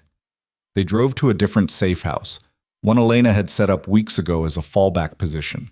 It was a condo in a high-rise downtown, registered under a fake name, paid for with cash that couldn't be traced. The kind of place that existed specifically for moments when you needed to disappear into plain sight. The space was sparse, but functional. Elena had stocked it with basics, food, weapons, cash, and a laptop with encrypted connections to every major system she'd need. Adrian went straight to the windows and checked sightlines while Elena powered up the laptop. News is already spreading, she said, pulling up various websites. Social media is going crazy. Someone uploaded video from inside the church. You can see the whole thing. You walking in, the recording playing, Marcus getting shot. It's everywhere. Good. Let them see. Let everyone know what happens when you come for me. FBI is making statements too. They're confirming they received evidence about financial crimes related to your accounts. They're not saying much else, but the implication is clear. Marcus and Vivian are under investigation. Adrian allowed himself a small smile. The law might actually do our work for us. Don't count on it. People like Marcus know how to hide money, and Vivian's smart enough to have exit strategies. Elena looked up from the screen. They're going to run. Let them try. They've got the FBI looking at their finances, Dmitry looking for his lost shipment, and me looking for any excuse to finish what they started. They run, they die tired. His phone rang again. This time it was Joseph Castellano. You made quite an exit, Joseph said without preamble. Church is still crawling with cops. They took Marcus to the hospital under guard. Vivian's in custody. Feds grabbed her before the local cops could. Good. Not entirely. Marcus is talking. Lawyer showed up within 20 minutes, and suddenly Marcus is claiming you framed him, that the recordings were fabricated, that you're the real criminal here. Joseph paused. He's spinning a story, Adrian. And some people might believe it. Some people are idiots. Anyone with half a brain knows I'm not sophisticated enough to fake recordings that detailed while supposedly being dead. Maybe, but perception matters. Marcus is positioning himself as the victim of a vendetta. Says you came back to destroy him because you couldn't handle the fact that he was moving the organization into legitimate territory. Adrian laughed, bitter and sharp. Legitimate. Right. By partnering with the Bratva and distributing fentanyl. I'm just telling you what he's saying, and Vivian's saying similar things, that you were abusive, controlling, that she feared for her life, that the recordings are you twisting innocent conversations into something sinister. Joseph's voice dropped. They're fighting back, Adrian, and they're doing it smart. Doesn't matter, they can spin whatever story they want. The money trail doesn't lie, the dead bodies don't lie, and Dmitry sure as hell won't lie about who he made deals with. Speaking of Dmitry, word is he's looking for you. Already found me. We're meeting tomorrow to discuss terms. Joseph was silent for a moment. That's dangerous. Everything's dangerous right now. But I'd rather negotiate with Dmitri than fight him while I'm still rebuilding. If I can turn him from an enemy into a neutral party, or better yet, a temporary ally against Marcus and Vivian, then the meeting's worth the risk. You want my people there? Hidden, just in case? Adrian considered it. Having backup nearby could be smart, but it could also spook Dmitri, make him think Adrian was planning something violent. No, he said finally. This needs to be clean. But if you don't hear from me by 4 p.m. tomorrow, assume things went wrong and act accordingly. Act how? However you think my father would have wanted you to act. Joseph understood. I'll make the arrangements. And Adrian, be careful. Dmitri Kozlov didn't get where he is by being merciful. Neither did I. After the call ended, Adrian found Elena in the condo's small kitchen, making coffee with mechanical efficiency. She'd changed out of the funeral dress into jeans and a sweater, looking more like herself, or at least more like the version of herself that wasn't playing a role. You should eat something, she said, not looking at him. When's the last time you had a real meal? Adrian tried to remember and couldn't. Yesterday morning, maybe. That's what I thought. She pulled containers from the refrigerator, leftover Chinese food that she must have ordered days ago in preparation. Sit, eat. You're no good to anyone if you collapse. He sat. She heated the food and set a plate in front of him, then made one for herself. They ate in silence for a few minutes, the normalcy of it almost surreal after everything that had happened. What will you tell Dmitri? Elena asked finally. The truth, mostly, that I'm taking back my territory, that Marcus and Vivian are finished, and that his best option is to work with me instead of against me. And if he wants Chicago for himself? Then we'll have a problem. But I don't think he does. Dmitri's organization is based in New York. Chicago's a secondary market for him. Profitable, yes, but not worth the kind of war it would take to control it completely. He made a deal with Marcus and Vivian because it was convenient and low risk. Now that it's neither convenient nor low risk, he'll want to cut his losses. You're betting a lot on him being reasonable. I'm betting on him being practical. There's a difference. Adrian set down his fork. But you're right that it's a risk, which is why I need you doing something else tomorrow while I'm meeting with Dmitri. Elena's eyes narrowed. What? I need you to find out where Marcus and Vivian are hiding whatever they stole that the FBI hasn't found yet.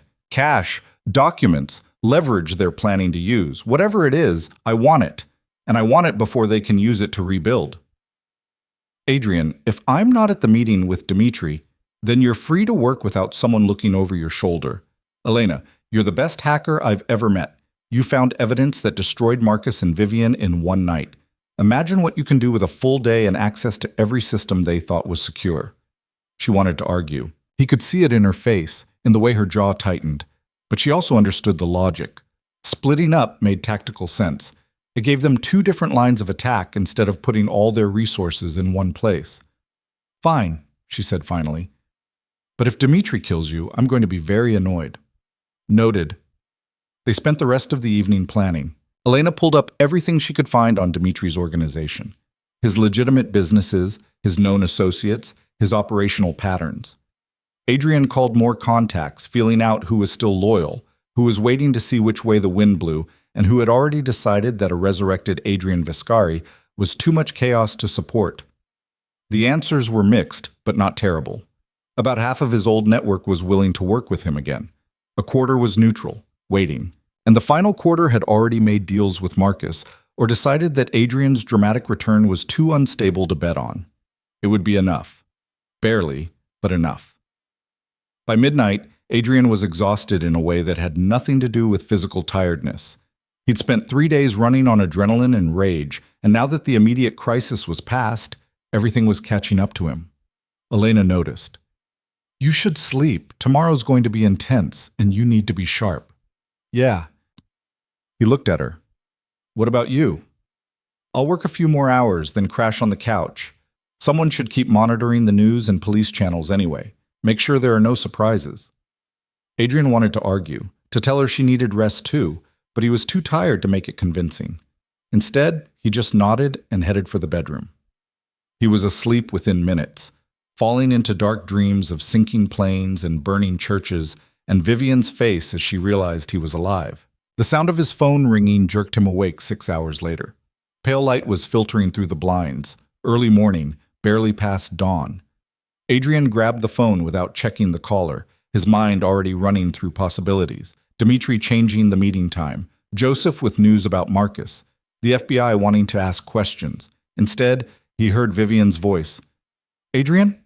She sounded wrecked, barely holding together. "Adrian, please, I need to talk to you."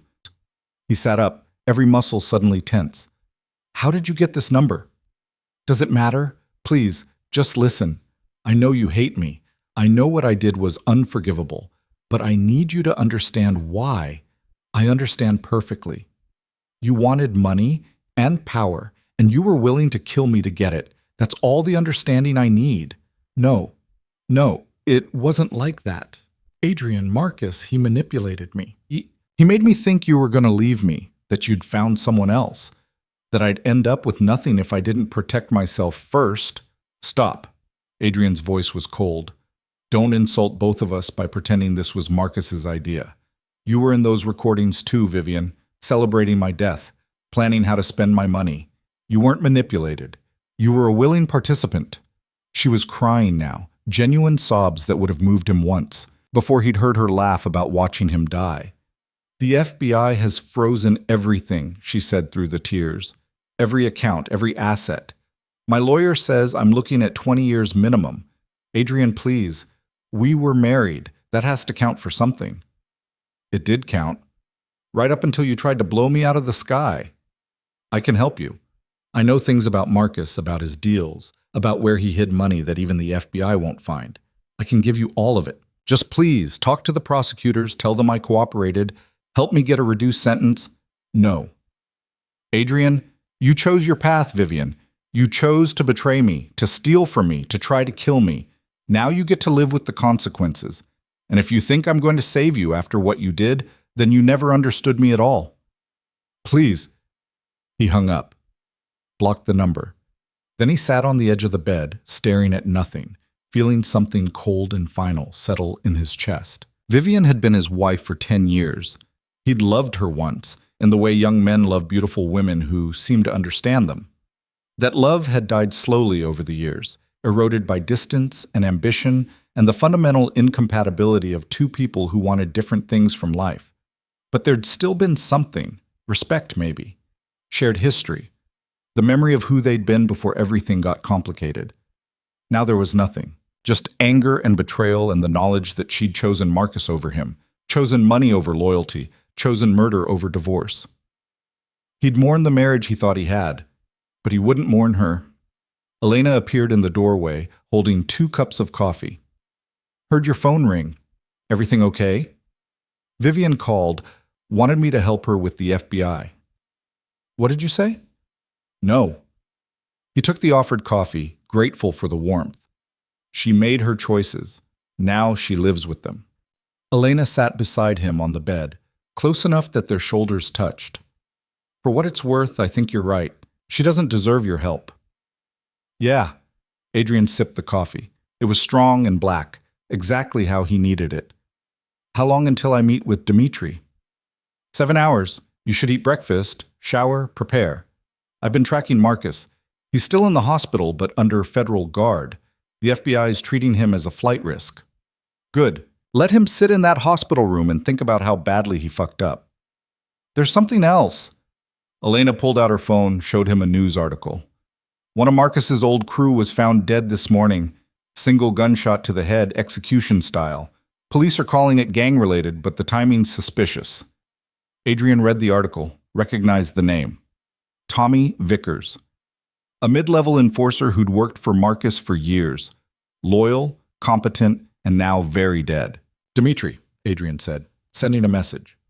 That's what I thought too. He's cleaning house, eliminating anyone connected to the failed deal, which means Marcus and Vivian are living on borrowed time, and Dimitri's making sure everyone knows it. Adrian set down the phone. Good. Let the Bratva do our work for us.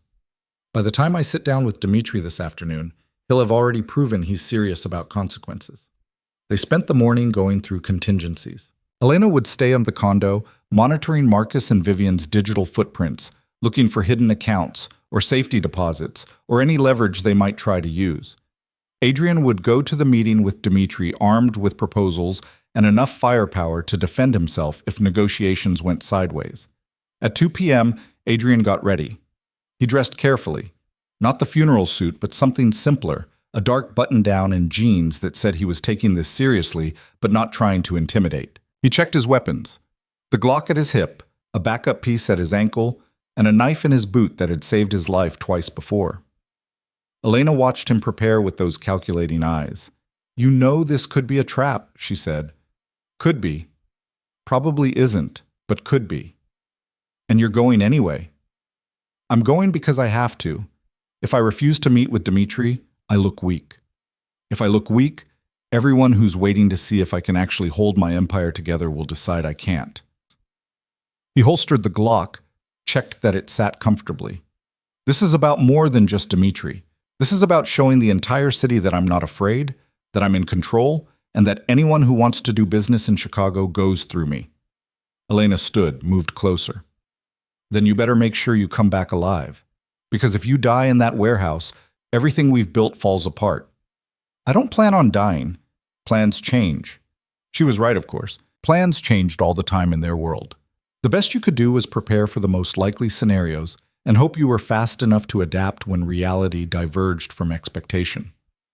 Adrian reached out and touched her shoulder, a gesture of reassurance that felt more intimate than he'd intended. "If something happens to me, the empire's yours. All the contacts, all the accounts I've recovered, all the leverage I've built, it's in a document on the laptop. Password is your father's birthday." Elena's eyes widened. "Adrian, I'm serious. You've earned it. And honestly, you'd probably run it better than I did anyway. You're smarter, more careful, and you don't have my habit of trusting the wrong people." He managed a smile. "Consider it insurance." She looked like she wanted to argue, but instead she just nodded. "Don't make me use it." "I'll do my best." He left the condo at 2:30, giving himself enough time to arrive exactly on time, not early, which would look desperate, and not late, which would be disrespectful. The Northside Industrial Complex was a sprawling collection of warehouses that had been built in the 60s and slowly decayed into partial abandonment. Some were still operational, but most sat empty, waiting for developers who never came. Warehouse 12 was in the center of the complex, isolated enough that you couldn't approach without being seen. Adrian parked 200 yards away and walked the rest of the distance, his hands visible, his movement slow and non-threatening. 3 men were waiting outside the warehouse. Dimitri's people, all armed, all watching Adrian with the kind of professional assessment that said they'd done this before. The one in the center gestured for Adrian to stop. "Arms up!" Adrian complied. They patted him down, found the Glock, and the backup piece, removed both. The knife in his boot went unnoticed, which was sloppy of them, but Adrian wasn't complaining. "Inside," the man said, jerking his head toward the warehouse door. Adrian walked in and found himself in a space that had been cleaned up just enough to host a meeting. The floor was swept, the lighting was functional, and in the center of the room sat a simple folding table with 2 chairs. Dmitri Kozlov sat in one of them. He was younger than Adrian had expected, maybe 45, with salt and pepper hair cut military short and eyes that looked like they'd seen things that would break most men. He wore an expensive suit that fit perfectly, and when he smiled at Adrian, it didn't reach his eyes. "Adrian Viscari, the man who refuses to die. Please, sit." Adrian sat. The 2 men studied each other across the table like chess players evaluating an opening position. "You're prompt," Dmitri said. "I appreciate that. You asked for a meeting. Seemed rude to be late." "Yes, rude." Dmitri poured 2 glasses of vodka from a bottle on the table, slid one toward Adrian.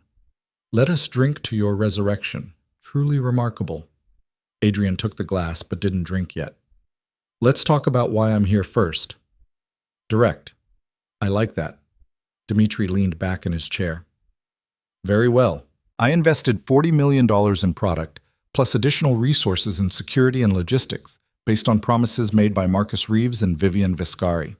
Those promises included your death, their control of Chicago's distribution network, and a profitable partnership that would benefit my organization for years to come. And instead, you got a stolen shipment and two people who are currently more liability than asset. Precisely. Dimitri's smile vanished. This is unacceptable, Adrian. I do not make investments that fail. I do not accept embarrassment, and I do not allow people to cost me $40 million without consequences. I understand. So what do you want from me? I want compensation. I want assurances. And I want to know that if I allow you to continue ruling Chicago, it will be profitable for both of us. Adrian had expected this. Here's what I can offer. First, Marcus and Vivian are finished. The FBI has them on financial crimes, you have them on breach of contract, and I have them on attempted murder. Between the three of us, they won't see daylight for decades. Consider that revenge served. Revenge is satisfying but not profitable. Second, I'll give you the Irish. Patrick Sullivan has your $40 million in product. He also has ambitions that conflict with both our interests. I can arrange a meeting, give you intelligence on his operations, and make sure that when you move against him, you do it with overwhelming advantage. You get your product back, eliminate a rival, and send a message that stealing from the Bratva has consequences. Dimitri's eyes gleamed with interest. Continue. Third, I'll open 2 distribution channels in Chicago that you can access directly. Not a partnership like what Marcus offered. Those always fall apart. But guaranteed access, fair prices, and a mutual understanding that we don't interfere with each other's operations. You get Chicago as a hub without having to fight for it. I get stability and a powerful ally who won't try to take over the moment I'm distracted. And in exchange? In exchange, you stay out of my territorial disputes. You don't back Marcus or Vivian or anyone else who tries to challenge me. You treat my empire as sovereign territory, and I'll treat yours the same way. Dimitri was quiet for a long moment, his fingers drumming on the table. Adrian could see him calculating, weighing options, measuring what was being offered against what he'd lost. The Irish, Dimitri said finally. You would give me Patrick Sullivan? With enough intelligence to make sure you don't lose people in the process. Patrick's good, but he's not good enough to stand against the Bratva with advanced warning. You hit him hard and fast, you get your product back, and Chicago sees that crossing Dmitry Kozlov is a terminal mistake. And you trust me not to turn that same strategy against you? I trust that you're smart enough to know that stable partnerships are more profitable than constant warfare. I trust that you value reliability over chaos. And I trust that you've learned from dealing with Marcus that promises from people who betray their own are worthless. Adrian met his eyes. I'm not Marcus, Dmitry. I don't make deals I can't keep, and I don't lie about what I can deliver. Dmitry picked up his vodka glass, studied it like it contained answers. Then he drank it in one smooth motion and smiled. You are either very brave or very foolish, Adrian Vescari. Perhaps both. He set down the glass. I accept your proposal, with modifications. I'm listening. I want 3 distribution channels, not 2. I want monthly meetings to ensure our arrangement remains mutually beneficial. And I want to guarantee that if someone in your organization causes problems for mine, you handle it personally and immediately. Agreed. But I want the same guarantee in return. Your people cause problems in my territory, you handle it. Fair. Dmitry extended his hand across the table. Then we have a deal. Adrian shook it. The Russian's grip was firm, his hand calloused in a way that said he'd started his career doing violence personally before graduating to ordering others to do it. One more thing, Dmitry said, not releasing Adrian's hand yet. Marcus and Vivian. The FBI may have them, but I want to make an example. When they are convicted, when they go to prison, I have people there. People who will make sure their time is very uncomfortable and very short. You have no objection to this? Adrian thought about Vivian's phone call, her desperate plea for help.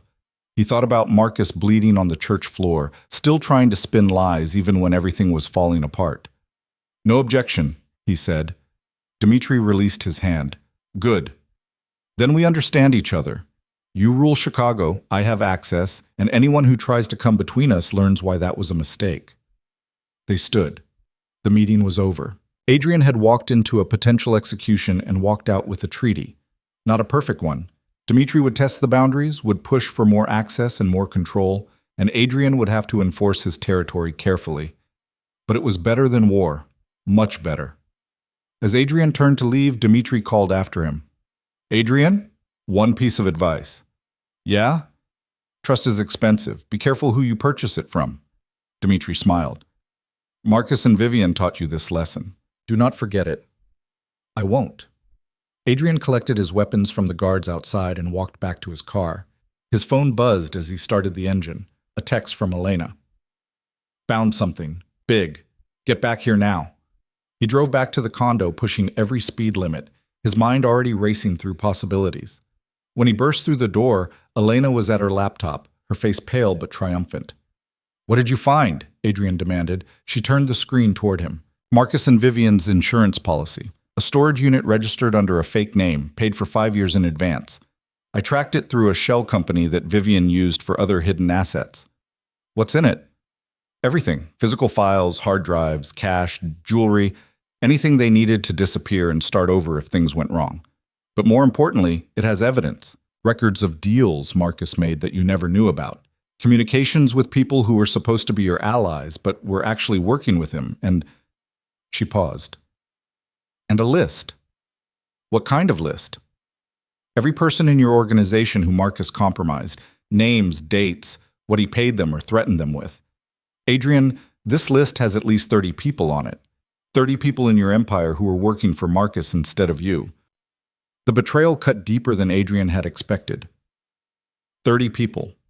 Not just Marcus and Vivian, but an entire network of traitors embedded in his organization, undermining him for years.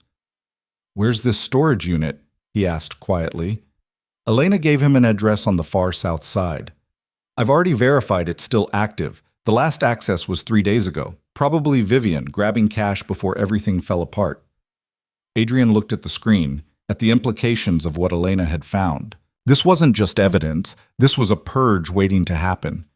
We're going to clean house, he said. For every name on that list, every person who chose Marcus over me, they're done. Not violently, not publicly, but they're gone from my organization by the end of the week. That's a lot of people to replace. Then we replace them with people who understand that loyalty isn't optional. He looked at her. Starting with you. Elena blinked. What? You've proven yourself a dozen times over. You're smart, capable, and you haven't tried to kill me yet, which puts you ahead of most people I've trusted. Adrian managed a tired smile. I need someone I can rely on. Someone who tells me the truth even when it's hard to hear. Someone who's earned the right to stand beside me instead of behind me. That's you, Elena. If you want it. She stared at him for a long moment. Then she closed the laptop and stood. I want it, she said, but not like this. Not as your second in command or your assistant or whatever sanitized title you're thinking of. If I'm doing this, if I'm all in, then I'm a partner. Equal voice, equal stake, equal respect. Done. I'm serious, Adrian. No more invisible Maid bullshit. No more being tolerated because I'm useful. I helped you take back your empire. Now I want half of it. He should have hesitated. Should have thought about the implications. About what his organization would say. About whether splitting power was smart or suicidal. But he didn't hesitate. Okay, Adrian said. Half. Partners. You and me rebuilding this thing together. Elena smiled, and for the first time since he'd met her, it looked completely genuine. Then let's go get our insurance policy, she said, and start fixing everything Marcus broke. They drove to the storage unit together, partners in an empire built on violence and betrayal and the stubborn refusal to stay dead when the world wanted you buried. And for the first time in days, Adrian felt something that might have been hope. The storage facility was in a neighborhood that had seen better days. Chain-link fences, flickering security lights, and the kind of emptiness that came when businesses moved out and nothing moved in to replace them. Adrian parked under a broken streetlight while Elena checked the unit number against her notes. Building C, Unit 47, she said. Second floor. They climbed rusted stairs that creaked under their weight, past rows of identical orange doors until they found the right one. Elena pulled out a set of lockpicks that she'd apparently been carrying this whole time, and within 30 seconds, the lock clicked open. The unit was about 10 by 10, packed floor to ceiling with plastic storage bins and metal filing cabinets.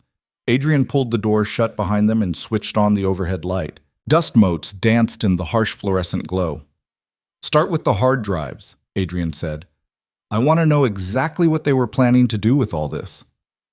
Elena opened the first bin and pulled out 3 external drives, each labeled with dates going back 5 years. She plugged one into her laptop and started scanning files while Adrian went through the physical documents. It was worse than he'd thought. Marcus hadn't just been stealing money.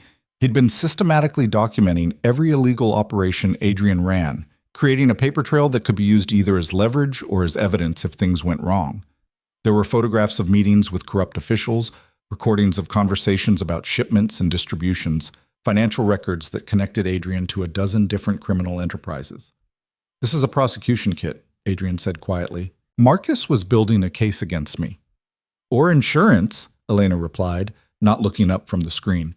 If you ever turned on him, he could hand this to the FBI and walk away clean while you went to prison for the rest of your life.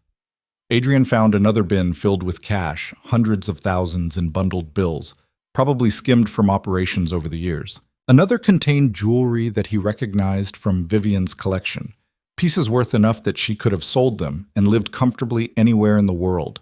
They'd been planning their exit for years, not just killing him, but ensuring they had everything they needed to disappear if the plan failed. Except they hadn't counted on Elena, hadn't counted on Adrian surviving, hadn't counted on any of this. Got the list, Elena said, pulling up a file. Jesus, Adrian, look at this. He moved behind her to see the screen. 32 names, each with detailed notes about how Marcus had compromised them. Some had been bribed, others blackmailed. A few were just opportunists who'd decided Marcus was going to win and had jumped ship early. Adrian recognized every single name. People he'd worked with for years, people he'd trusted with significant operations, people who'd smiled to his face while feeding information to Marcus behind his back. David Chen, Adrian read aloud, head of our port operations. Marcus paid him $200,000 over 3 years to alter shipping manifests and redirect cargo. Sarah Vega, Elena added, your accountant. She was cooking the books, making it look like operations were less profitable than they actually were so Marcus could skim the difference. The betrayals kept coming, each one a small cut that added up to something fatal. This wasn't just Marcus and Vivian trying to kill him. This was an entire shadow organization operating inside his empire, loyal to someone else, working toward his destruction while he'd been completely blind to it. How did I miss this? Adrian asked, more to himself than Elena. How did I not see 32 people turning against me? Because you trusted Marcus to handle security, and Marcus made sure you only saw what he wanted you to see.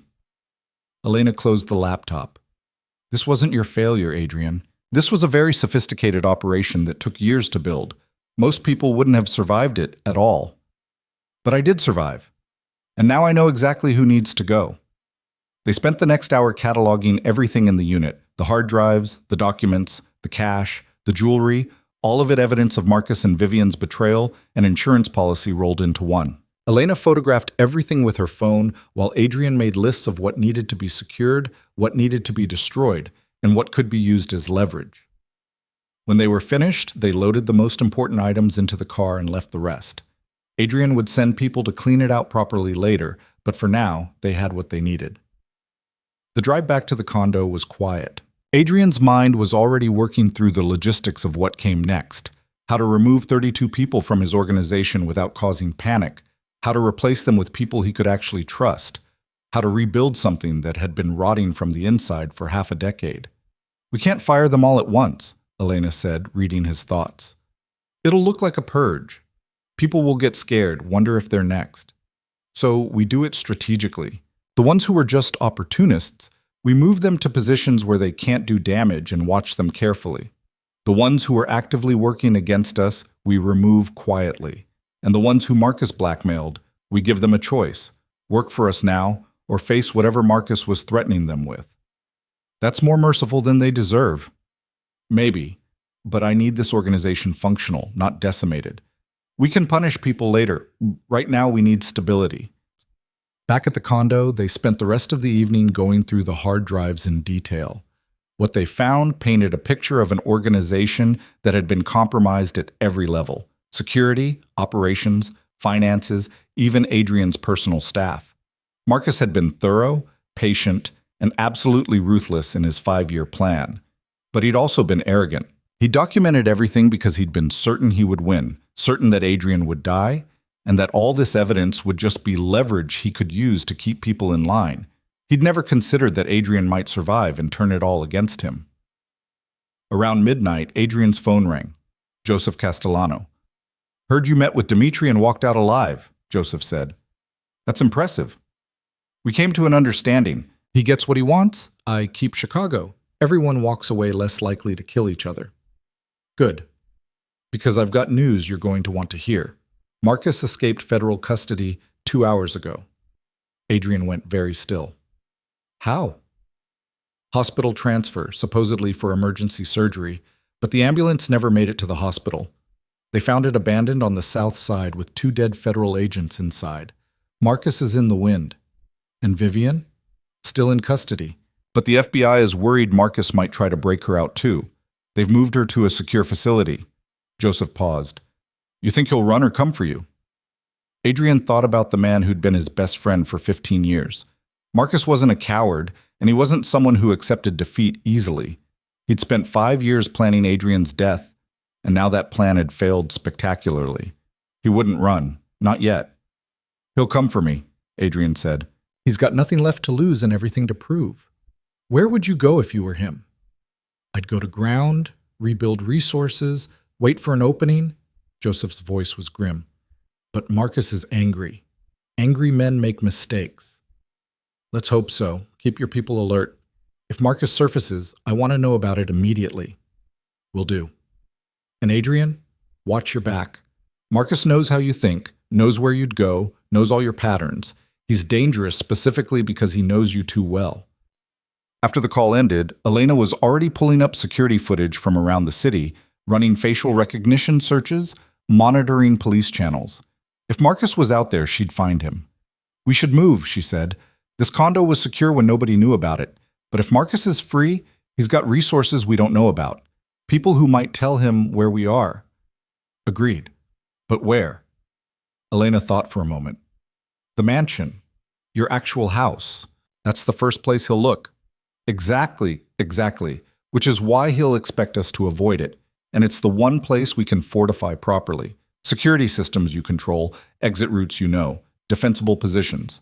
She looked at him. "Besides, you need to take your house back. Reclaim it. Make it clear that Adrian Viscari is home and not hiding from anyone." She was right. Running would make him look weak, would make people question whether he was actually in control or just surviving day to day. Going back to the mansion was a statement.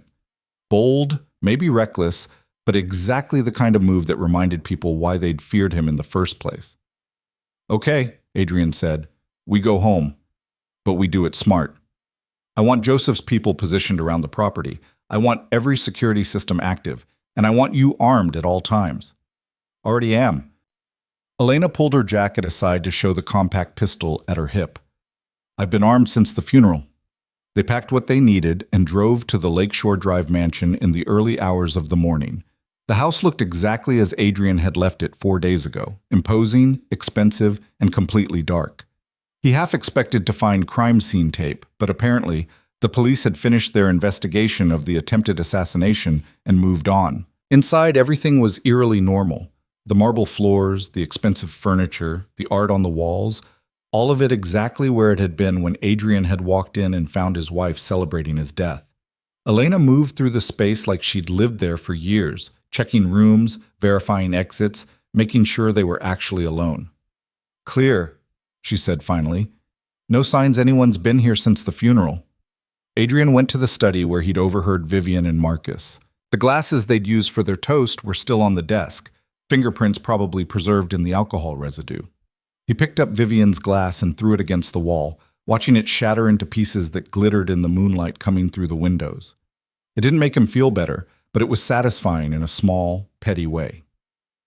Elena appeared in the doorway. "Joseph's people are in position.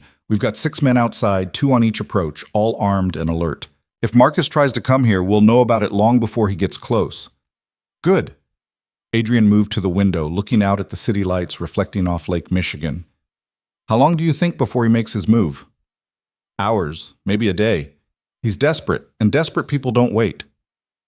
They were both right. Marcus made his move at 4 in the morning. The alarm system woke them, a soft chime that indicated someone had breached the perimeter fence on the north side of the property. Adrian was on his feet instantly, gun in hand, moving toward the window. Elena was right behind him, already on her phone coordinating with Joseph's people. 2 contacts, she said quietly. North fence, moving toward the house. Joseph's men are intercepting. Gunfire erupted outside. 3 quick shots, then silence. Adrian's phone buzzed. Joseph. Got one of them. The other made it to the house. He's inside. Adrian's blood went cold. Where? Lost him in the security feed. Could be anywhere. The house suddenly felt like a trap. 20,000 square feet of rooms and hallways and hiding places, and somewhere in all of it was Marcus with a gun and nothing left to lose. Stay close to me, Adrian told Elena. We move together, clear each room, don't give him any opening. They started on the 2nd floor, working methodically through bedrooms and bathrooms and sitting rooms that Adrian had barely used. The house was too quiet, every sound amplified, the creak of floorboards, the distant hum of the HVAC system, their own breathing harsh in the darkness. They found Marcus in Adrian's bedroom. He was standing by the window, silhouetted against the city lights, holding a gun loosely in one hand. He didn't turn when they entered, just kept staring out at Chicago like he was memorizing it. Figured you'd come here eventually, Marcus said. His voice was tired, drained of the confidence that had defined him. This was always your favorite room. Best view in the house. Adrian kept his weapon trained on Marcus's back. Drop the gun. Why? So you can have Joseph's people arrest me again, so I can rot in federal custody while you take back everything I spent 5 years building? Marcus laughed, bitter and broken. No thanks. I'd rather end this on my terms. There's no ending this for you, Marcus. You're done. Finished. Even if you kill me right now, Dmitri will hunt you down for screwing up his deal. The FBI will find you for killing their agents, and every person in this city who I've built relationships with will make sure you never have a moment's peace. I know. Marcus finally turned around. His face was haggard, with dark circles under his eyes, and a desperation that made him look 10 years older. I know it's over, but I'll be damned if I go out without looking you in the eye and telling you the truth. What truth? That you tried to kill me. That you stole from me. That you betrayed 15 years of friendship for money and power? Adrian's voice was hard. I already know all of that, Marcus. No.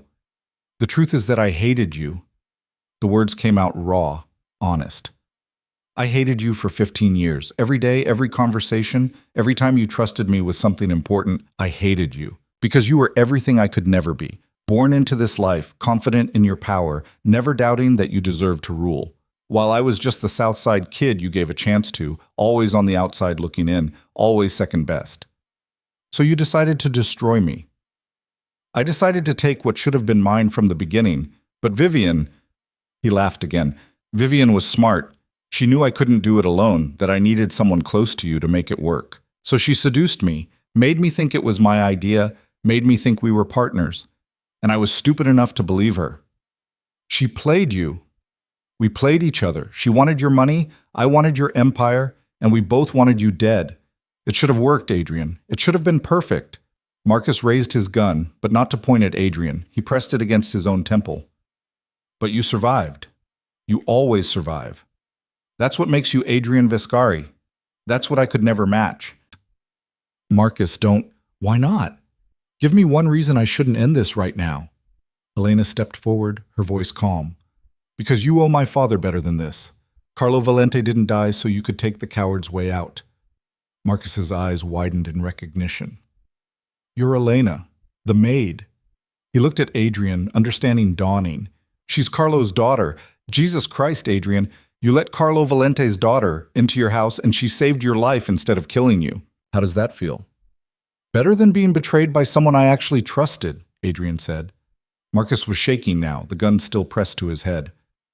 I wanted to be you so badly that I destroyed myself trying. That's the real joke, isn't it? I had everything, your trust, your resources, your wife. And I threw it all away because I couldn't accept being second. You were never second, Marcus. You were my partner. My friend. If you just talked to me, if you told me you wanted more, you would have given it to me? Marcus shook his head. No, you would have seen weakness and eliminated it. That's what kings do. They don't share power. They don't trust people who want what they have. They destroy threats before threats destroy them. That's not true, isn't it? Look at what you did to me the moment you knew I'd betrayed you. You didn't hesitate. You exposed me, ruined me, and now you're going to watch me die knowing you won. That's exactly what a king does. Adrian wanted to argue, to tell Marcus he was wrong, but part of him knew there was truth in it. He had been ruthless in his response. He had destroyed Marcus completely and efficiently, and yes, there had been satisfaction in it. Maybe that made him a king, or maybe it just made him a survivor who'd learned not to show mercy to people who tried to kill him. If you pull that trigger, Elena said quietly, you prove Adrian right. You prove that you were never strong enough to rule, that you were always going to break when things got hard. Is that really how you want to be remembered? Marcus looked at her, then at Adrian. The gun was still pressed to his temple, his finger on the trigger. What's the alternative? Federal prison? Dimitri's people finding me? Living every day knowing I failed? He laughed, hollow and desperate. That's worse than dying. Maybe, Adrian said, but it's what you've earned. You made your choices, Marcus. Now you get to live with them. Or die with them. That's up to you. For a long moment, everything hung in balance. Marcus's finger on the trigger, his eyes wild with desperation and hatred, and something that might have been regret. Adrian kept his weapon trained on his former friend, knowing that if Marcus decided to go out fighting, this would end in violence. Then Marcus lowered the gun. I'm too tired, he said. Too tired to fight, too tired to run, too tired to even kill myself properly. He let the weapon fall to the floor. Just get it over with, Adrian. However you want to do this, just do it. Adrian lowered his own gun. Joseph, you can come in now. Joseph Castellano appeared in the doorway with two of his men, all armed. They moved efficiently, securing Marcus's weapon, zip-tying his hands behind his back. Marcus didn't resist, just stood there looking defeated and small. FBI's on their way, Joseph said. They'll take him back into custody. Proper custody this time. Marcus was being led toward the door when he stopped and looked back at Adrian one last time. I hope it was worth it, he said quietly. Everything you did to get here, everyone you destroyed. I hope ruling this empire alone is worth it. He's not alone, Elena said, moving to stand beside Adrian. That was your mistake, Marcus. Thinking power had to be solitary. Thinking trust was weakness. Adrian figured out what you never could, that empires built on betrayal collapse, but ones built on actual partnership last. Marcus looked at her, at Adrian, and something like understanding crossed his face. You're giving her half, aren't you? You're actually going to share power. Yes, Adrian said simply. Then maybe you did learn something from all this. Marcus managed a tired smile. Good luck. You're going to need it. Joseph's people took him away. Through the windows, Adrian could see federal vehicles pulling up, agents moving to take custody of the man who'd spent 5 years trying to kill him. It should have felt like victory. Instead, it just felt like closing a chapter that had left everyone bloodied and broken. Elena touched his arm gently. You okay? No, but I will be. He looked at her. We have a lot of work to do. 32 people to remove from the organization, operations to rebuild, trust to reestablish. It's going to take months, maybe years. Then it's good we're doing it together. They stood at the window watching Marcus being loaded into a federal vehicle, watching the last piece of the betrayal being carted away. The sun was starting to rise over Lake Michigan, painting the sky in shades of orange and gold. What happens to Vivian? Elena asked. Federal prison. 20 years minimum if her lawyers are very good, life if they're not. Dimitri's people will make sure her time there is unpleasant. Adrian felt nothing saying it. No satisfaction, no regret, just cold acceptance. She made her choices. And your empire? Our empire now. We rebuild it properly this time. Smaller maybe, more careful definitely, but built on actual loyalty instead of fear and manipulation. He turned to face her fully. I meant what I said, Elena. Partners. Equal say, equal stake, equal risk. I know you did. That's why I said yes. She smiled. Besides, someone needs to make sure you don't trust the wrong people again. Might as well be someone who has every reason to keep you alive. Because if I die, you lose half the empire? Because if you die, I lose a partner who's proven he keeps his word even when it costs him something. She held out her hand. So let's make this official. Elena Valente and Adrian Vescari, ruling Chicago together. Deal? Adrian shook her hand, felt the firmness of her grip, saw the determination in her eyes. This woman had saved his life, helped him reclaim his throne, and proven herself a dozen times over. Trusting her was still a risk. Trust was always a risk, but it was one worth taking. Deal, he said. Over the next 6 weeks, they systematically dismantled everything Marcus had built within Adrian's organization. The 32 compromised people were dealt with quietly. Some transferred to meaningless positions, others removed entirely, a few given the chance to prove their renewed loyalty through actions rather than words. Adrian and Elena worked 18-hour days, meeting with old contacts, establishing new ones, showing everyone in Chicago that the Vescari Empire was under new management but no less formidable. Dmitri kept his word. He provided intelligence that let Patrick Sullivan be taken down in a coordinated strike that recovered the stolen shipment and eliminated a rival in one efficient operation. The Bratva got their product back. Adrian got proof that his alliance with Dmitri was functional, and the rest of Chicago's criminal networks got a reminder that crossing either of them was a fatal mistake.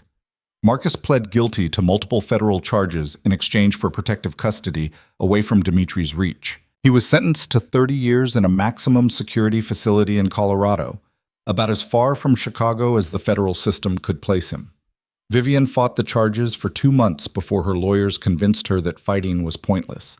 She eventually accepted a 25-year sentence in a women's facility in California. Adrian received one letter from her before she was transferred. It was short, bitter, and ended with a single line. "I hope ruling your empire alone keeps you warm at night." He burned it without responding. Some conversations weren't worth having. The legitimate businesses that Vivian had been running were absorbed into the empire properly this time, with Elena overseeing the transition to make sure they were actually profitable rather than just fronts for money laundering. She had a talent for seeing systems clearly, for understanding how money moved and where it was vulnerable, and within a month she'd restructured operations to be both more efficient and more secure. Adrian found himself relying on her more than he'd expected, not just for her technical skills, but for her perspective. She asked questions he wouldn't have thought to ask, challenged assumptions he'd taken for granted, and wasn't afraid to tell him when he was being an idiot. It was exactly what he needed, someone who saw him as a partner rather than a boss, who had enough stake in their success, to be honest, even when honesty was uncomfortable. 2 months after his resurrection, Adrian stood in the same study where he'd overheard Vivian and Marcus celebrating his death. The room had been completely renovated, new furniture, new carpet, new everything. Elena had insisted on it, said they couldn't build something new while surrounded by reminders of what had been. She was right, as she usually was. "Joseph's here," Elena said, appearing in the doorway. "Says he has something for you." Joseph Castellano entered carrying a small wooden box. He set it on Adrian's desk and stepped back. "What's this?" Adrian asked. "Your father's ring. The one he gave me before he died, told me to hold on to it until you'd proven you deserved it." Joseph opened the box to reveal a heavy gold signet ring with the Vescari family crest. "I think you've proven it." Adrian picked up the ring, felt the weight of it. His father had worn this every day of his adult life, had built the original Vescari Empire with this ring on his finger. Adrian had assumed it was buried with him. "Why didn't you tell me you had this?" Adrian asked. "Because your father made me promise not to give it to you until you'd actually earned the right to wear it. Not by being born into the family, but by proving you could lead it through crisis and come out stronger." Joseph smiled. "Surviving your own death and taking back your empire from traitors definitely qualifies." Adrian slipped the ring onto his finger. It fit perfectly. "Your father would be proud," Joseph said quietly. "Not of everything you've done. He'd have thoughts about some of your methods. But of who you've become. Of the fact that you're still standing when most men would have died or broken. Yeah, he'd be proud." After Joseph left, Elena came to stand beside Adrian at the window. The view was the same as it had always been. Lake Michigan stretching to the horizon, Chicago's skyline glittering in the afternoon sun, the vast and complicated city that was now theirs to manage and protect. "You thinking about your father?" Elena asked. "Thinking about legacy, about what it means to inherit something versus earning it." Adrian looked at the ring on his finger. I inherited this empire, but I had to earn the right to keep it. And now? Now we build something that lasts. Not just for us, but for whoever comes after. Something that doesn't eat itself from the inside. He looked at her. Your father, Carlo. What would he think about all this? Elena was quiet for a moment. He'd hate that I'm working with you. Hate that I'm helping run an empire in the same world that got him killed.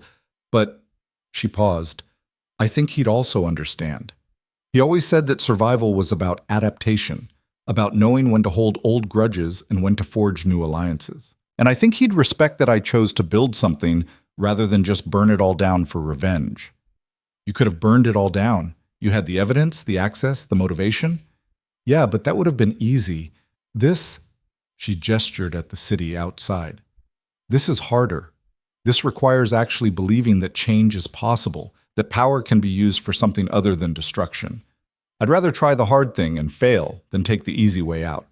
Adrian smiled. You know, when you first showed up in my hallway and told me to stay quiet, I thought you were just terrified. I was terrified. But terror and courage aren't opposites. They're partners. Elena met his eyes. You taught me that. You were terrified when you walked into that funeral, but you did it anyway. That's what real power looks like. We should do something with that power, Adrian said. Something that actually helps people instead of just enriching us. Like what? He thought about Carlo Valente, killed for being in the wrong place at the wrong time in a criminal world that devoured good men and bad ones with equal efficiency. He thought about all the people who got caught in the crossfire of empires and ambitions, the witnesses who disappeared, the families who lost everything, the kids who grew up in the shadow of violence and inherited nothing but trauma. A foundation, Adrian said. Anonymous, untraceable, funded by our legitimate businesses. We use it to help families who've been hurt by organized crime, scholarships for kids who lost parents, legal help for witnesses who need protection, rehab for people trying to get out of the life. We can't undo the damage, but maybe we can help clean up some of the mess. Elena stared at him. You're serious? Completely. We're criminals, Elena. Let's not pretend otherwise. But we can be criminals who leave the world slightly less broken than we found it. Your father never did anything like that. My father lived in a different time. And besides, this isn't about him. This is about us deciding what kind of empire we want to run. Adrian held out his hand. So what do you say? Partners in crime and partners in trying to do something decent with the profits?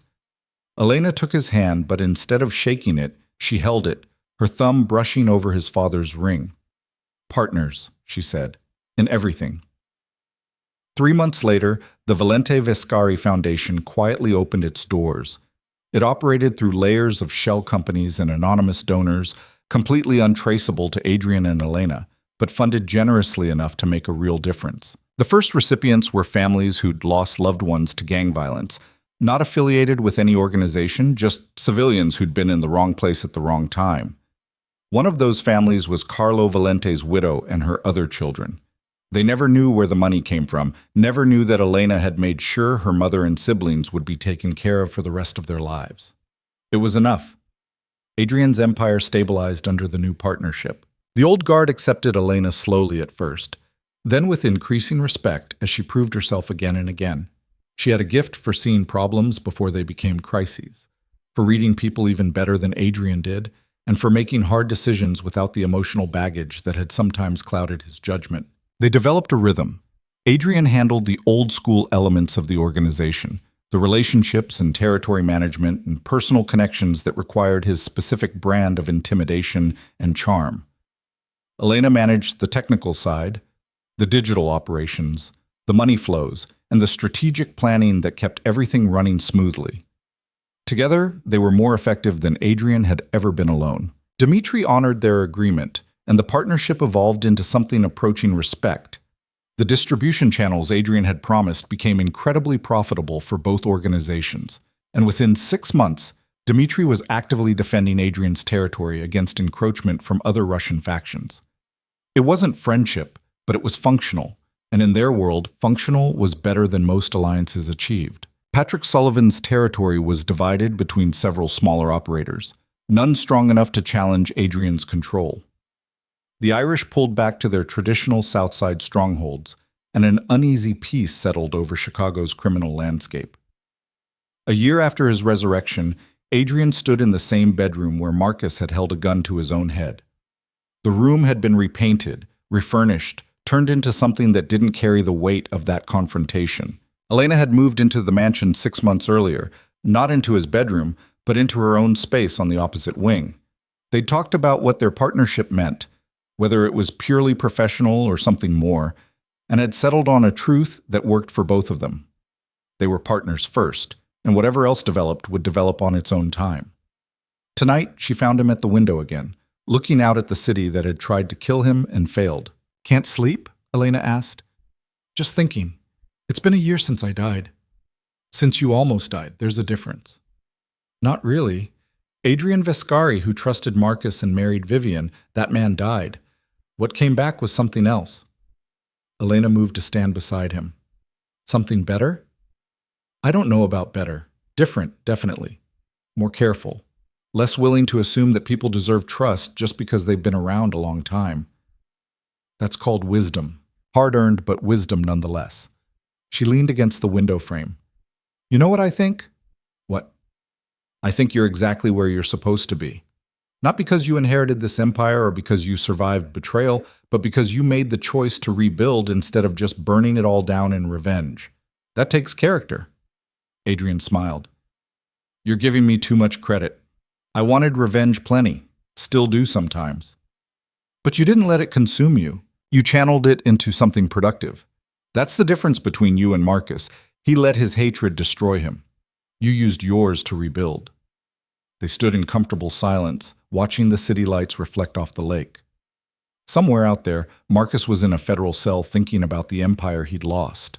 Vivian was in a different cell, probably still bitter about the life that had been taken from her. And all the people who'd betrayed Adrian were scattered across the country, either in prison or in exile, their names forgotten except as cautionary tales. But Adrian was here. Still standing, still fighting, still building something that might actually last. "I got a call today," Elena said, "from someone interested in buying into one of our legitimate businesses. Tech startup, very promising, wants our venture capital. And I think we should do it. Branch out beyond the traditional operations, start building a portfolio that could eventually transition us into something almost respectable." Adrian laughed. "Respectable? Us? Why not? We're already running a foundation. We've cleaned up most of the violent operations. In 10 years, maybe 20, we could be legitimate business people who just happen to have very interesting pasts." You really think that's possible?" "I think anything's possible if you want it badly enough and you're willing to work for it." Elena looked at him. "Do you want it?" Adrian thought about his father, who'd died in this life, who'd never known anything except power earned through violence and maintained through fear. He thought about Marcus and Vivian, who'd wanted the empire so badly they'd destroyed themselves trying to take it. He thought about all the people who'd crossed his path over 20 years, most of them dead or imprisoned or broken in ways that couldn't be fixed. And he thought about the foundation, about the families they were helping, about the possibility that maybe, just maybe, you could build something in this world that wasn't just about destruction and survival. "Yeah," he said, "I want it. Let's do something nobody expects. Let's actually succeed at going legitimate." Elena smiled, and it transformed her face into something open and hopeful that Adrian had rarely seen in their world. "Then let's get started," she said. "Partners in crime, partners in redemption, partners in whatever comes next." Adrian held out his hand, his father's ring catching the light. "Partners in everything." Elena took his hand, and for the first time since he'd walked into his house and found his wife celebrating his death, Adrian Vescari felt something that might have been peace. The empire had been torn apart and rebuilt. The traitors had been dealt with. The alliances had been forged and tested and proven functional. And standing beside him was someone who'd saved his life. Not because she owed him anything, but because she'd chosen to believe that even in a world built on violence, there was still room for something better. They stood at the window together, two people who'd survived betrayal and chosen partnership, looking out at a city full of problems they'd helped create and solutions they might actually build. It wasn't a perfect ending. Nothing in their world ever was. But it was an honest one, and sometimes honesty was enough. The king who'd died and come back wasn't ruling alone anymore. He had a partner who challenged him, protected him, and believed in a future that might actually be worth building.